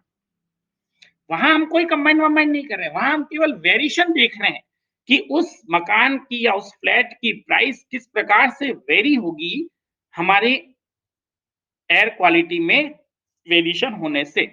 तो वहां एक वेरिएबल जो हमारा है वो हमारा एनवायरमेंट गुड है। यहां पर एनवायरमेंट गुड हमारा वेरिएबल नहीं है, यहाँ हम जो गुड है उसी की डिमांड कर रहे हैं। तो जो कंबाइंड कमोडिटी उसकी आपकी डिमांड है, और यहाँ उसमें कोई वेरिएशन नहीं देख रहे हैं, यहाँ तो केवल एक ट्रैवल कॉस्ट को देखा जा रहा है। जैसा कि जो आपका एग्ज़ाम्पल है कि आप वहाँ पे घूमने जाएँगे तो क्यों जाएँगे? उसके लिए कितना पे करेंगे? उसके लिए आप कितना ज़्यादा पे करने के लिए रेडी हो रहे हैं या आपको कितना सरप्लस हो रहा है, एन्जॉयमेंट आपका कितना बढ़ रहा है? तो आप कंज्यूमर के जो सरप्लस में बढ़ोतरी होगी that is your travel cost. उतना आपको आप देने के लिए तैयार होंगे। ठीक है? इसको हम एक एग्ज़ाम्पल से अभी देखते हैं, आप समझ जाएँगे इसमें। तो demand for environment good for recreational use का मतलब एन्जॉयमेंट के लिए, मौज-मस्ती के लिए, आपको सुकून के लिए use increases as quality of environment good improves. ठीक है? अब यहाँ पे 2-3 इसके कुछ पॉइंट्स भी हैं, उसको भी हम देखेंगे कि आप ये देखिए कि जैसे ही जिस नेशनल पार्क में आप घूमने जाते हैं, उसकी अगर क्वालिटी और इम्प्रूव होती है, उसके अंदर जानवरों की संख्या बढ़ती है या आप कह दें कि वैरायटी बढ़ती है या फिर जो बायोडायवर्सिटी बढ़ती है वहाँ पर या फिर आप कह दें कि वहाँ पर और भी जो सीनिक ब्यूटी है वो बढ़ जाती हैं।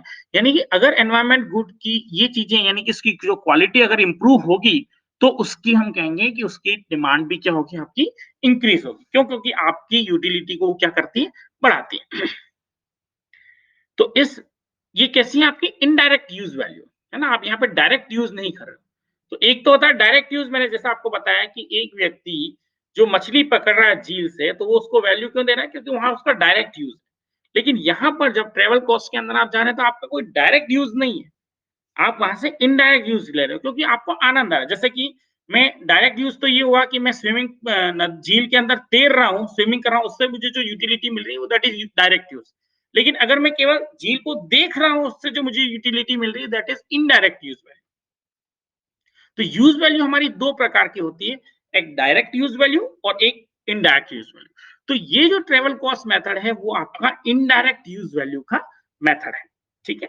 जबकि हेडोनिक प्राइस में क्या चीज़ था बताइए? वहाँ यूज़ वैल्यू थी या नॉन यूज़ वैल्यू थी?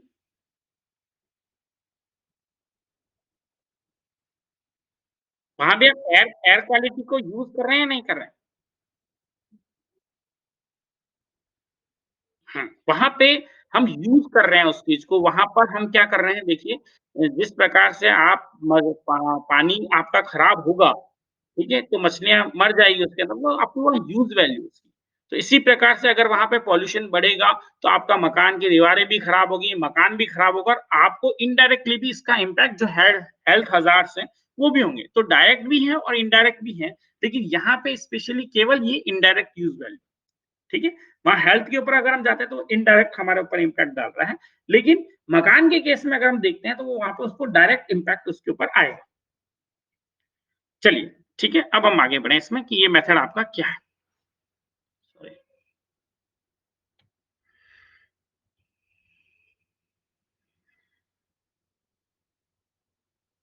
Sorry, sorry.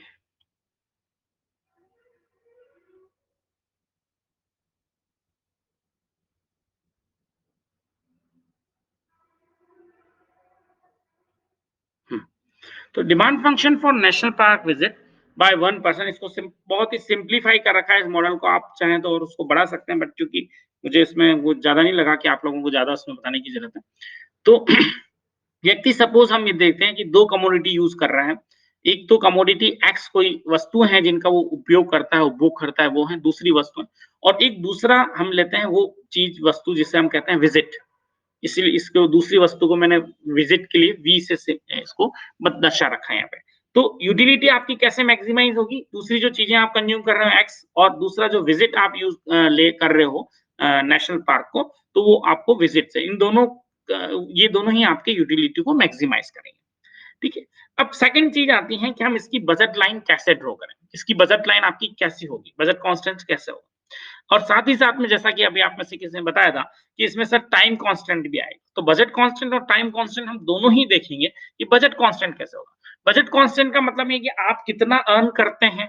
अगर सारा का सारा टाइम आप अपना अर्निंग पे लगाते हैं, तो आपकी जो वेज है डब्ल्यू और आप एल यानी कि आवर्स कितने लगा रहे हैं। अगर सपोज़ आपको घंटों में सैलरी मिल रही है, तो आप कितना अर्न करेंगे that is W into L. अगर आप सपोज़ 8 घंटे काम करते हैं और आपको वेज उसकी पर आवर अगर आपको 100 रुपए मिल रही हैं, तो 8 घंटे आपने लगाए और पर आवर वेज यानी कि वेज आपकी 100 रुपए हुई पर आवर वेज, तो आपको 800 रुपए मिल जाएँगे। और इस 800 रुपए को आप कहाँ-कहाँ खर्च करेंगे वो हम देखते हैं। यहाँ पे हमने सिम्प्लिसिटी के लिए मान लिया कि जो एक्स कमोडिटीज़ आप यूज़ कर रहे हो उसकी प्राइस क्या है? यूनिटी। इसलिए यहाँ पर एक्स के साथ मैंने प्राइस 1 लगा दी, तो यहाँ पे आपको एक्स ही मिल रहा है। दूसरी जो हम चीज़ कंज़्यूम कर रहे हैं वो आपकी है विज़िट। विज़िट की जो हमारी कॉस्ट है या जो प्राइस पे करनी पड़ रही है पर विज़िट पे हमें 2 चीज़ें आ रही हैं। एक तो मेरे आउट ऑफ पॉकेट एक्सपेंसेस हैं, जिसे पीओ से बताया गया, जो मैंने आपको बताया था, वहाँ जाने के कितनी कॉस्ट है, वहाँ खाने-पीने, रुकने की कितनी कॉस्ट है, that is out of pocket आपका। प्लस एफ वहाँ की जो फी है, फी को हमने इसमें अलग से लिया है। अगर फी 0 हो गई तो यहाँ पे ये 0 हो जाएगी। तो लेकिन यहाँ पे हमने फी को दर्शाने के लिए इसके अंदर एफ से लिया है। तो ये हमारा पूरा आपका बजट कांस्टेंट। तीसरा इसके अंदर जो नई बात आती है, जिसके कारण से मैं इन चीज़ों को लिख भी रहा हूँ, आपको बता भी रहा हूँ, वो सिर्फ़ यही है कि तीसरा हम टाइम कांस्टेंट लेते हैं। मतलब आपके पास जो टोटल टाइम अवेलेबल है, उस टाइम का आप क्या कर रहे हैं? तो या तो आप उस टाइम को एज़ ए लेबर आवर्स के रूप में यूज़ कर रहे हैं, एल घंटों तक काम कर रहे हैं और बाकी जन घंटों तक आपने इसको 2 भागों में बाँट दिया है कि एक तो विज़िट का और एक आपका टाइम फॉर टूर, यानी कि वहाँ जाने में कितना टाइम लगा, ट्रैवलिंग टाइम। तो ये टोटल आपका जो हो गया है, वो उसको मैंने 20 से मल्टीप्लाई कर दिया। तो ये आपका टाइम फंक्शन हो गया कि इतना हमने टाइम बजट कांस्टेंट जिसको कहा गया है इसके अंदर, तो ये हमारा टाइम बजट कांस्टेंट। और इन सबको आपने फाइनली जो सॉल्व किया, तो वो आपके पास लास्ट जो चीज़ें आती हैं, वो मैं आपको जस्ट सिम्प्लिसिटी के लिए बता देता हूँ, देन हम सीधा डिमांड फंक्शन पे जंप करेंगे। कि वो ये है बता रहा है कि लास्ट आप देखिए PV is equal to PT plus F. PV क्या है हमारा? विज़िट के लिए जो आप प्राइस हैं, तो हर पर विज़िट की आपकी जो प्राइस होगी वो किसके ऊपर डिपेंड करेगी कि आपकी ट्रैवलिंग के लिए प्राइस कितनी आ रही है प्लस आप कितना फ़ी पे कर रहे हैं। That is our your PV. PV मतलब विज़िट प्राइस। यानी कि हर बार जब आप उसमें घूमने जाते हैं यहाँ पर नेशनल पार्क पे, तो टोटल आप पीवी प्राइस देते हैं उसके लिए और वो पीवी प्राइस हमारी पीटी प्लस एफ होगी, यानी ट्रैवलिंग की प्राइस, ट्रैवलिंग पे कितना खर्च हुआ प्लस आपका फी वहां आपने कितने दी। सपोज 100 रुपए आपकी फी लग रही है और आपने ट्रैवलिंग पे 1000 रुपए खर्च किया, तो टोटल आपकी जो विजिट की जो प्राइस आएगी वो प्राइस कितनी आएगी? 100 इंटू 1000, 100 प्लस 1000 यानी 1100 रुपए आएगी। ठीक है। अब इसी प्रकार से दूसरा आप ये फंक्शन देखें कि P is equal to P0। P0 आपकी क्या है? आउट ऑफ पॉकेट एक्सपेंसेस आपकी, यानी आपके पूरे जाने आने में दूसरा जो खर्चा हो रहा है वो कितना है फी के अलावा, प्लस W जो आपकी वेजेस हैं और उस वेजेस को आपने ट्रेवलिंग टाइम से प्लस आपका जो विजिटिंग टाइम से उससे उसको मल्टीप्लाई कर रखा है ऐड करके। तो ये आपकी टोटल आपकी प्राइस आएगी P। तो एक तो हमारी आ गई प्राइस ऑफ विजिट और एक टोटल प्राइस हमारी कितनी है P। और इस प्रकार से इस फंक्शन को पूरा दिखाया गया। कुल मिला के यहाँ जो बताने वाली बात है, वो ये है कि एक व्यक्ति जब ट्रैवलिंग करेगा, तो ट्रैवलिंग करने पर उसकी अल्टीमेटली वो क्या-क्या चीज़ें खो रहा है और वो जो अपनी डिमांड करेगा उसके अंदर किन चीज़ों को वो अहमियत देगा, किन चीज़ों के ऊपर डिपेंड करेगी कि वो कितनी ज़्यादा डिमांड करे। तो सिंपली अगर इतना सारे आप मैथमेटिक्स में नहीं उलझे, तो आपके लिए ये चीज़ आएगी कि एक व्यक्ति विज़िट की जो डिमांड करेगा, यानी कि जो घूमने जाना चाहता है, उसकी कितनी उसकी फ्रीक्वेंसी होगी, वो इस बात पर निर्भर करेगी कि घूमने जाने पर ट्रैवलिंग कॉस्ट कितनी आती हैं, प्लस जिस जगह वो घूमने जा रहा है, वहाँ पे उसको कितनी फीस देनी पड़ रही है और लास्ट में अल्टीमेटली कि उसकी इनकम कितनी है। यदि व्यक्ति की हम कहेंगे कि इनकम इंक्रीज़ होती है, तो उसकी डिमांड फॉर विज़िट भी क्या होगी? नेचुरली इंक्रीज़ होगी। वो व्यक्ति जिनकी की इनकम ज़्यादा बढ़ती है, वही लोग घूमने जाते हैं और ऐसी जगह पे वही लोग घूमने जाते हैं और वही लोग उसको अफ़ोर्ड कर सकते हैं। और दूसरा वो ये भी देखेंगे जब वो विज़िट करने जाएँगे कि उस विज़िट के लिए कॉस्ट कितनी आ रही है। जब भी हम घूमने जाते हैं तो हम ये 2 ही चीज़ें देखते हैं, इसी कारण से हमारी डिमांड फॉर विज़िट सिंपली आप लोगों के लिए कि डिमांड फॉर विज़िट हमारी इन 2 चीज़ों के ऊपर निर्भर करेगी कि हम हमारी इनकम कितनी है और दूसरा जो कि एक्सोजीनस है और दूसरा हमारा कि हमें जो विज़िट है उसमें कितना पैसा लगेगा और उसके लिए वहाँ पर अगर जाते हैं, तो हमारे टोटल उसमें कितना फ़ी पे करनी पड़ेगी। तो ये जो आपका पीटी है यानी कि ट्रैवलिंग के लिए प्राइस कितनी लगेगी और आपका फी कितनी लगेगी उसके ऊपर डिपेंड करता है। बाकी सब चीजें तो आप ये मान के चलते हैं कि आप लोग क्या कर रहे हैं, जैसे बाहर खा रहे हैं वैसे ही हम यहाँ घर पे भी खा ही रहे हैं, वो तो इसकी कॉस्ट आ ही रही है। तो ये सब चीजें इसके ऊपर ये हमारा डिमांड फंक्शन निर्भर करेगा। अब हम मेनली मुद्दे की बात पे आते हैं कि हमारे यहाँ पर जो जो आपको मैंने इस फंक्शन के अंदर बताया, लास्टली जो फंक्शन हमारा है वो है WT is equal to X plus PV into V. V यहाँ विजिट से है, पीवी का मतलब प्राइस ऑफ विजिट है आपकी, जो प्राइस ऑफ विजिट का मतलब price of travelling plus fee, और एक्स आपका एक्स कमोडिटी कंज्यूम करना है। इसका मतलब ये है कि आपने अपने जो टाइम है WT, या जो इसको मैं कहता हूं इनकम भी है आपकी, तो WT is your income. WT यहाँ जो बताया नहीं कि पूरी जो इनकम है वो या तो एक्स कमोडिटी पे खर्च होगी या फिर विजिट के ऊपर खर्च होगी। तो WT is equal to X plus PV into V. तो ये सिंपल आपका एक ट्रेवल कॉस्ट मेथड है कि व्यक्ति किस चीज को कितनी प्रेफरेंस दे रहा है, ट्रेवलिंग को कितनी प्रेफरेंस देगा और कितना हो जाएगा। अब अल्टीमेटली चीज ये आती है कि इसके अंदर मैं वैल्यूएशन कैसे निकालूं, कैसे, ये तो डिमांड तो हमारी आ गई, लेकिन वो उसको जो वैल्यूएशन है वो किस प्रकार से वेरी होगी। तो अगेन जिस प्रकार से हमने वहां पे मार्जिनल देखा था, इंक्रीमेंटल चेंज देखा था, वैसा ही हमें यहाँ इंक्रीमेंटल चेंज देखना पड़ेगा कि एक यूनिट अगर हम बढ़ाते हैं विजिट की, एक थोड़ा सा इसको इंक्रीज करते हैं, देन उसके जो सेविंग्स है, जो कंज्यूमर सरप्लस है, उसके अंदर कितना परिवर्तन होता है उससे हमें दिखेगा। तो डिमांड फंक्शन आपका ये मैंने बना दिया, और डिमांड फंक्शन यहाँ पे ड्रॉ किए हुए हैं ये, यहाँ पे आप देख सकते हैं कि हम इसका वैल्यूएशन किस प्रकार से लेते हैं।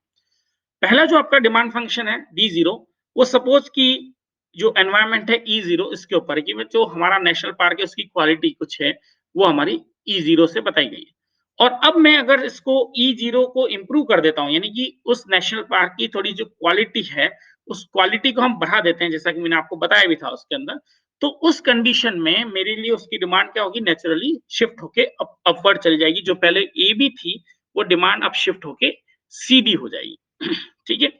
और चूंकि उसकी जो प्राइस है वो फिक्स है, उसकी प्राइस हमें P0 ही पे करनी है, एडमिशन फी हमारी जो कि यहाँ पे थी, तो वो एडमिशन फी आप P0 ही पे कर रहे हो वहां पर। ये P0, सॉरी मैंने इसमें गलत लिख लिया है, एडमिशन फी को सॉरी मुझे F से बताना था, पर यहाँ इसमें गलती से ये P0 लिख लिया है।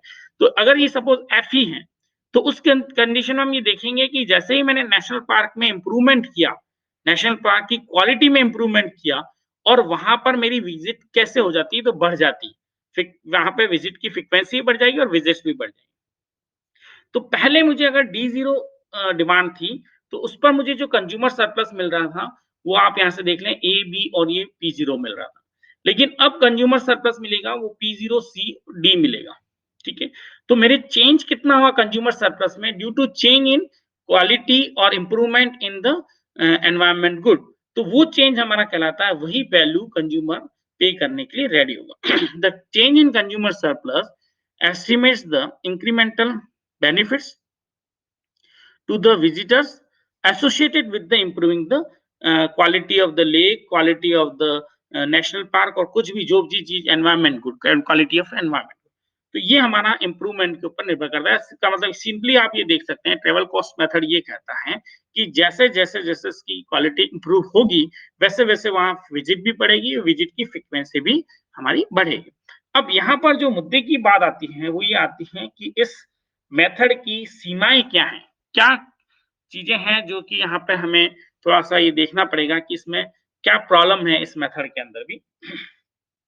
तो पहली तो इसमें अंदर प्रॉब्लम ये आ रही है कि यहाँ पर जो हम इसमें जो भी हमारा नेशनल पार्क है या जो भी आप लेक की विजिट कर रहे हैं, उस लेक की विजिट या नेशनल पार्क की विजिट के अंदर हम उसकी केवल कौन सी वैल्यू ले रहे हैं, व्यूज वैल्यू को ले रहे हैं, जो कि हमारी इनडायरेक्ट है। लेकिन उसकी एग्जिस्टेंस वैल्यू जो कि मैंने आपको बताया था कि कोई चीज है इसलिए हम उसको यूटिलिटी देते हैं, हम उसको वैल्यू देते हैं, उस चीज को इस मॉडल के अंदर इग्नोर किया गया, यानी एग्जिस्टेंस वैल्यू को हम नहीं ले रहे, हम केवल उस चीज को वैल्यू तभी दे रहे हैं जब हम वहां पर विजिट कर रहे हैं। उस चीज को अगर हम विजिट नहीं करते हैं तो हम उसकी वैल्यू नहीं देते हैं, पहली चीज। दूसरा, यहाँ पर आप जब तक इंक्रीमेंटल इंप्रूवमेंट को नहीं देखते हैं तब तक आप इसमें ये नहीं बता सकते इस मॉडल के अंदर कि हमारी उसकी चीज की वैल्यू बढ़ रही है या कम हो रही है। ठीक है। तीसरा एक इसके अंदर जो सबसे बड़ी प्रॉब्लम है, वो है इस चीज़ की ये कि जैसे ही मैं पार्क की जो ये जो क्वालिटी है या उसमें इम्प्रूवमेंट करते हैं पार्क के अंदर या फिर लेक के अंदर इम्प्रूवमेंट करते हैं, तो वहाँ पर हमें नेगेटिव एक्सटर्नलिटीज़ भी मिलना शुरू हो जाती है। वो कैसे मिलती हैं कि अगर कोई चीज़ आप देखिए, कोई चीज़ का ज़्यादा प्रचार हो जाए और कोई चीज़ बहुत ही वो हो, जैसे फॉर एग्ज़ाम्पल कि आप किसी संडे को सोचें कि यार मैं फ़तेह सागर जाके एन्जॉय करूँगा, ठीक है? अब जब आप सोचते हैं तो ऐसा चूँकि आपके साथ-साथ पूरे उदयपुर के 5 लाख पॉपुलेशन में से 1 लाख लोग यही सोचते हैं या 50,000 जने यही सोचते हैं और वो सब भी संडे को शाम को फ़तेह सागर आ जाते हैं। तो आप जहाँ सोचते हैं कि यार मैं वहाँ पे विज़िट करने इसलिए जा रहा हूँ कि मेरे को रिक्रिएशनल वैल्यूज़ मिलेगी उसकी, तो वो वैल्यूज़ आपको नहीं मिलती और नेगेटिव आपको उसकी एक्टिविटीज़ मिलना शुरू हो जाती है। तो ये भी इस मॉडल का अंदर एक सबसे बड़ा इसका ड्रॉबैक है कि ये मॉडल उस चीज़ को एक्सप्लेन करता है कि यार यहाँ पे क्वालिटी इम्प्रूव करने पे विज़िट्स तो बढ़ेगी, लेकिन कई बार ऐसा भी होता है कि क्वालिटी हम इम्प्रूव करते हैं तो विज़िट्स ज़्यादा बढ़ने के कारण, लोगों की भी ज़्यादा विज़िट बढ़ने के कारण, फ्रीक्वेंसी भी ज़्यादा बढ़ने के कारण हमें और उसकी जो रिक्रिएशनल वैल्यू जो हमें मिलनी चाहिए थी, जिसके कारण से हमें हमारी यूटिलिटी बढ़ रही थी या एनवायरनमेंट गुड को हम वैल्यू दे रहे थे, वो एक्चुअली हम उस चीज़ को एन्जॉय नहीं कर पाते हैं। ये इसका यहाँ पे मीनिंग है, ठीक है? अब हम आ जाते हैं लास्ट, जो कि बिल्कुल फाइनल है आपका कंटिजेंट, जैसे मैंने आपको बताया भी था कि इसके ऊपर मैं ज़्यादा आपको वो नहीं बताऊँगा। The ratio of the area of the shaded region to the change in Q quality is the marginal willingness to pay for the increase in Q. If this is deleted from the variety of the quality levels, the marginal willingness to pay function for quality will be generated. इस प्रकार से आप marginal willingness to pay function आपका बनाएंगे और इस प्रकार से आप इसको contingent वैल्यूएशन देते हैं और ये क्योंकि पूरा इसके अंदर जैसे मैंने आपको बताया था कि सर्वे मेथड और इन सब के ऊपर डिपेंड करता है, इस कारण से मैंने इसको ज़्यादा नहीं लिया। अगर आप में से कोई व्यक्ति इंटरेस्टेड हो, नहीं सर मुझे इसको पूरा किस प्रकार से मेथड होता है, स्टैटिस्टिकल मेथड कैसा है, तो मैं आप लोगों के साथ इसका वो शेयर कर दूँगा। बट मुझे यहाँ पर इस पॉइंट पर ये बिल्कुल भी फ़ील नहीं हो रहा था कि इसकी हमें ज़रूरत है। ठीक है? आई थिंक अब ये आपका पोर्शन कंप्लीट है मेरी तरफ से। आप लोगों से मैं 5 मिनट बात करना चाहूँगा, अगर आप किसी को इंटरेस्टेड हो। हुँ। कुछ स्टूडेंट्स ने मुझे एक आप में से कुछ नेट के स्टूडेंट्स जुड़े हुए हैं क्या यहाँ पर? नेट के जो एक कुछ स्टूडेंट्स हैं मेरे माली जी जुड़े हुए हैं क्या अभी यहाँ पर?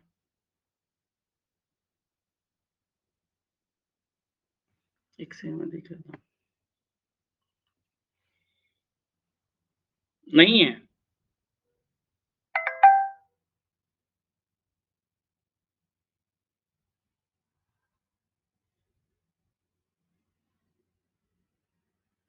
प्रकाश माली हैं क्या?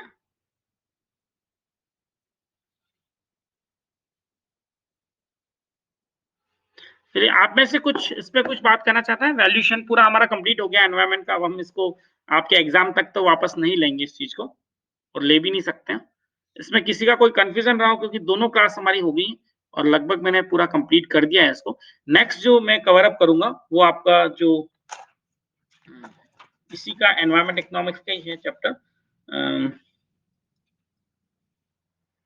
गवर्नमेंट का इसमें क्या इंटरेक्शन रहता है, गवर्नमेंट क्यों एनवायरनमेंट के प्रोटेक्शन के लिए गवर्नमेंट क्या स्टेप्स उठाती हैं, जिसमें एक तो कमांड एंड कंट्रोल का है आपका और दूसरा मार्केट अप्रोच है। इनके ऊपर हम लगभग उसमें 2 क्लासेस। हाँ, बोलिए।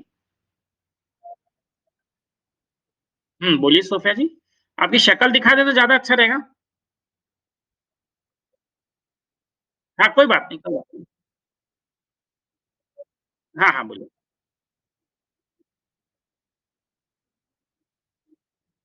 यूज़ वैल्यू का मैंने बताया ना, जैसे यूज़ वैल्यू का मतलब ये है सोफिया जी, आप कहाँ से हैं सोफिया? अच्छा, अच्छा, आप तो मुझे यहाँ पे पर्सनली भी मिल सकते हैं, ठीक है ना?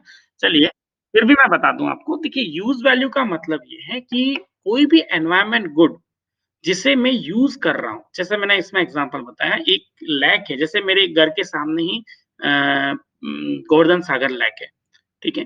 अब उस गोवर्धन सागर लेक का आप देखते होंगे कि फिशिंग के लिए हर साल एक ठेका होता है और नगर निगम एक व्यक्ति को ठेका दे देता है। वो व्यक्ति वहाँ पर उस लेक के अंदर मछलियाँ पकड़ता है और उससे वो इसका सोर्स ऑफ अर्निंग है। वो व्यक्ति उस लेक को जो वैल्यू देगा that is use value of this lake. और वो हमेशा आप देखेंगे, देखिए ये मार्केट ये बताता है कि अगर हमें किसी भी चीज़ को वैल्यू देनी है, देन आप उस चीज़ को उस व्यक्ति से जोड़ दीजिए जो उसमें इंटरेस्ट ले रहा हो। आप उस चीज़ की वैल्यू तभी देंगे जब आपको उसमें आपका इकोनॉमिक इंटरेस्ट जुड़ेगा। इकोनॉमिक्स हमेशा कहती है जब तक आपका इकोनॉमिक इंटरेस्ट नहीं है, तब तक आप चीज़ों को वैल्यू नहीं दे सकते। नो डाउट मैं आप लोगों को पढ़ा रहा हूँ, मेरा इसमें कोई इकोनॉमिक इंटरेस्ट नहीं है, मेरा एक लॉन्ग टर्म इंटरेस्ट है। लेकिन ये एक अलग बात है तब लेकिन इकोनॉमिक्स हर चीज़ में क्या कहता है कि सॉल्यूशन इकोनॉमिक होने चाहिए। कि जब तक आप किसी व्यक्ति को इसका ठेका नहीं दोगे, तब तक वो इस झील के डेवलपमेंट के लिए सोचेगा नहीं। वो इसका पानी कितना साफ रहे, उसमें कोई पॉल्यूटेंट नहीं मिल रहे हैं, उसके ऊपर कौन व्यक्ति ध्यान देगा? जिसको हम प्रॉपर्टी राइट्स दे देंगे। और हमने इस केस में जो फिश मछली पकड़ने वाला है, उसको इस झील के प्रॉपर्टी राइट्स दे दिए। इस कारण से वो इसके अंदर इंटरेस्ट लेगा दैट इज़ यूज़ वैल्यू यानी कि जब भी मैं एनवायरनमेंट को यूज़ कर रहा हूँ और उससे मुझ उस कारण से मैं उसको वैल्यू दे रहा हूँ दैट इज़ यूज़ वैल्यू। और नॉन यूज़ वैल्यू क्या है? जब प्रॉपर्टी राइट आपका होगा, तभी तो आप उसको यूज़ वैल्यू देंगे, ठीक है? अब कोई अगर सपोज़ आपका कुछ केस में ऐसा नहीं हुँ। और आप फिर देखिए, आप उदयपुर में सोफ़िया कहीं भी जाइए, किसी भी पब्लिक पार्क में जाइए, सारी जगह आपको झूले टूटे हुए मिलेंगे। क्यों होगा होता है ऐसा? क्योंकि हम उसको यूज़ तो करते हैं, लेकिन हम उसको वैल्यू नहीं देते। वो तो हमारी प्रॉपर्टी राइट से जुड़ा हुआ ही नहीं, वो मेरी प्रॉपर्टी है ही नहीं। मैं जब चाहूँ तब गया, झूला झूला और आ गया। तो अगर वहाँ टूट रहा है तो मैं उसको थोड़ी ना दूँ। लेकिन वही चीज़ आपने अगर किसी को ठेके पे दे दी, कि यार ये पार्क आपको मेंटेन करना है। आप यहाँ पे ₹5 चार्ज लगाइए, ₹10 चार्ज लगाइए और आप इसको मेंटेन करिए। देन वो उस पब्लिक प्रॉपर्टी के केस में भी जब वो पीपीपी मोड पे जाती हैं चीज़ें, तो वहाँ पे यूज़ वैल्यू आ जाती है। ठीक है? तो ये तो आपकी यूज़ वैल्यू और नॉन यूज़ वैल्यू जो आप ये सारे हम देख रहे थे, जिसको हम यूज़ ही नहीं कर रहे हैं और उसको हम वैल्यू दे रहे हैं।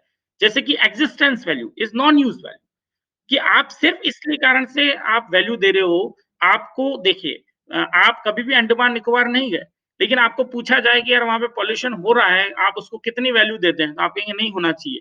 वहाँ पेड़ कट रहे हैं, नहीं कटने चाहिए, बायोडायवर्सिटी डिस्टर्ब हो रही है, नहीं होनी चाहिए। तो ये वैल्यू जो आप देते हो एनवायरनमेंट को that is non use value. आप यूज़ नहीं कर रहे हैं, आपने केवल किताबों में पढ़ा और आप दे रहे हैं। जिसको जिसको हम कहते हैं वाइकेरियस कंजम्पशन आप डायरेक्टली कंजम्पशन नहीं कर रहे हैं। आप उन चीज़ों को इसलिए वैल्यू दे रहे हैं, उस एनवायरनमेंट को कि वहाँ पर जो लोग रहते हैं, वो उनकी यूटिलिटी इसके कारण से प्रभावित हो रही है। इसलिए आपने कहीं सुना है न्यूज़पेपर में, इसलिए आप उस चीज़ को वैल्यू दे रहे हैं, नहीं यार ऐसा नहीं होना चाहिए, मैं इसका विरोध करता हूँ। क्योंकि आपका कंजम्पशन इनडायरेक्टली आप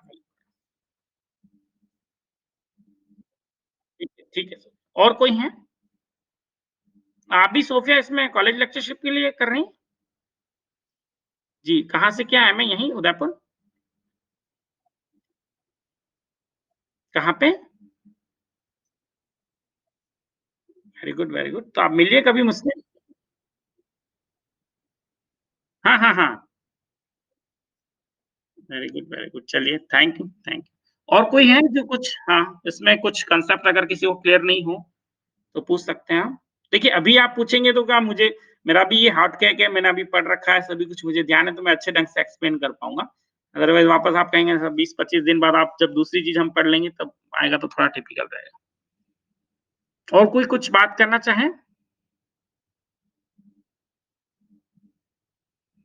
चलिए, thank you to all the best. Okay, okay. Next class के अंदर हम ये देखेंगे मार्केट अप्रोच और command and control. Okay, thank you.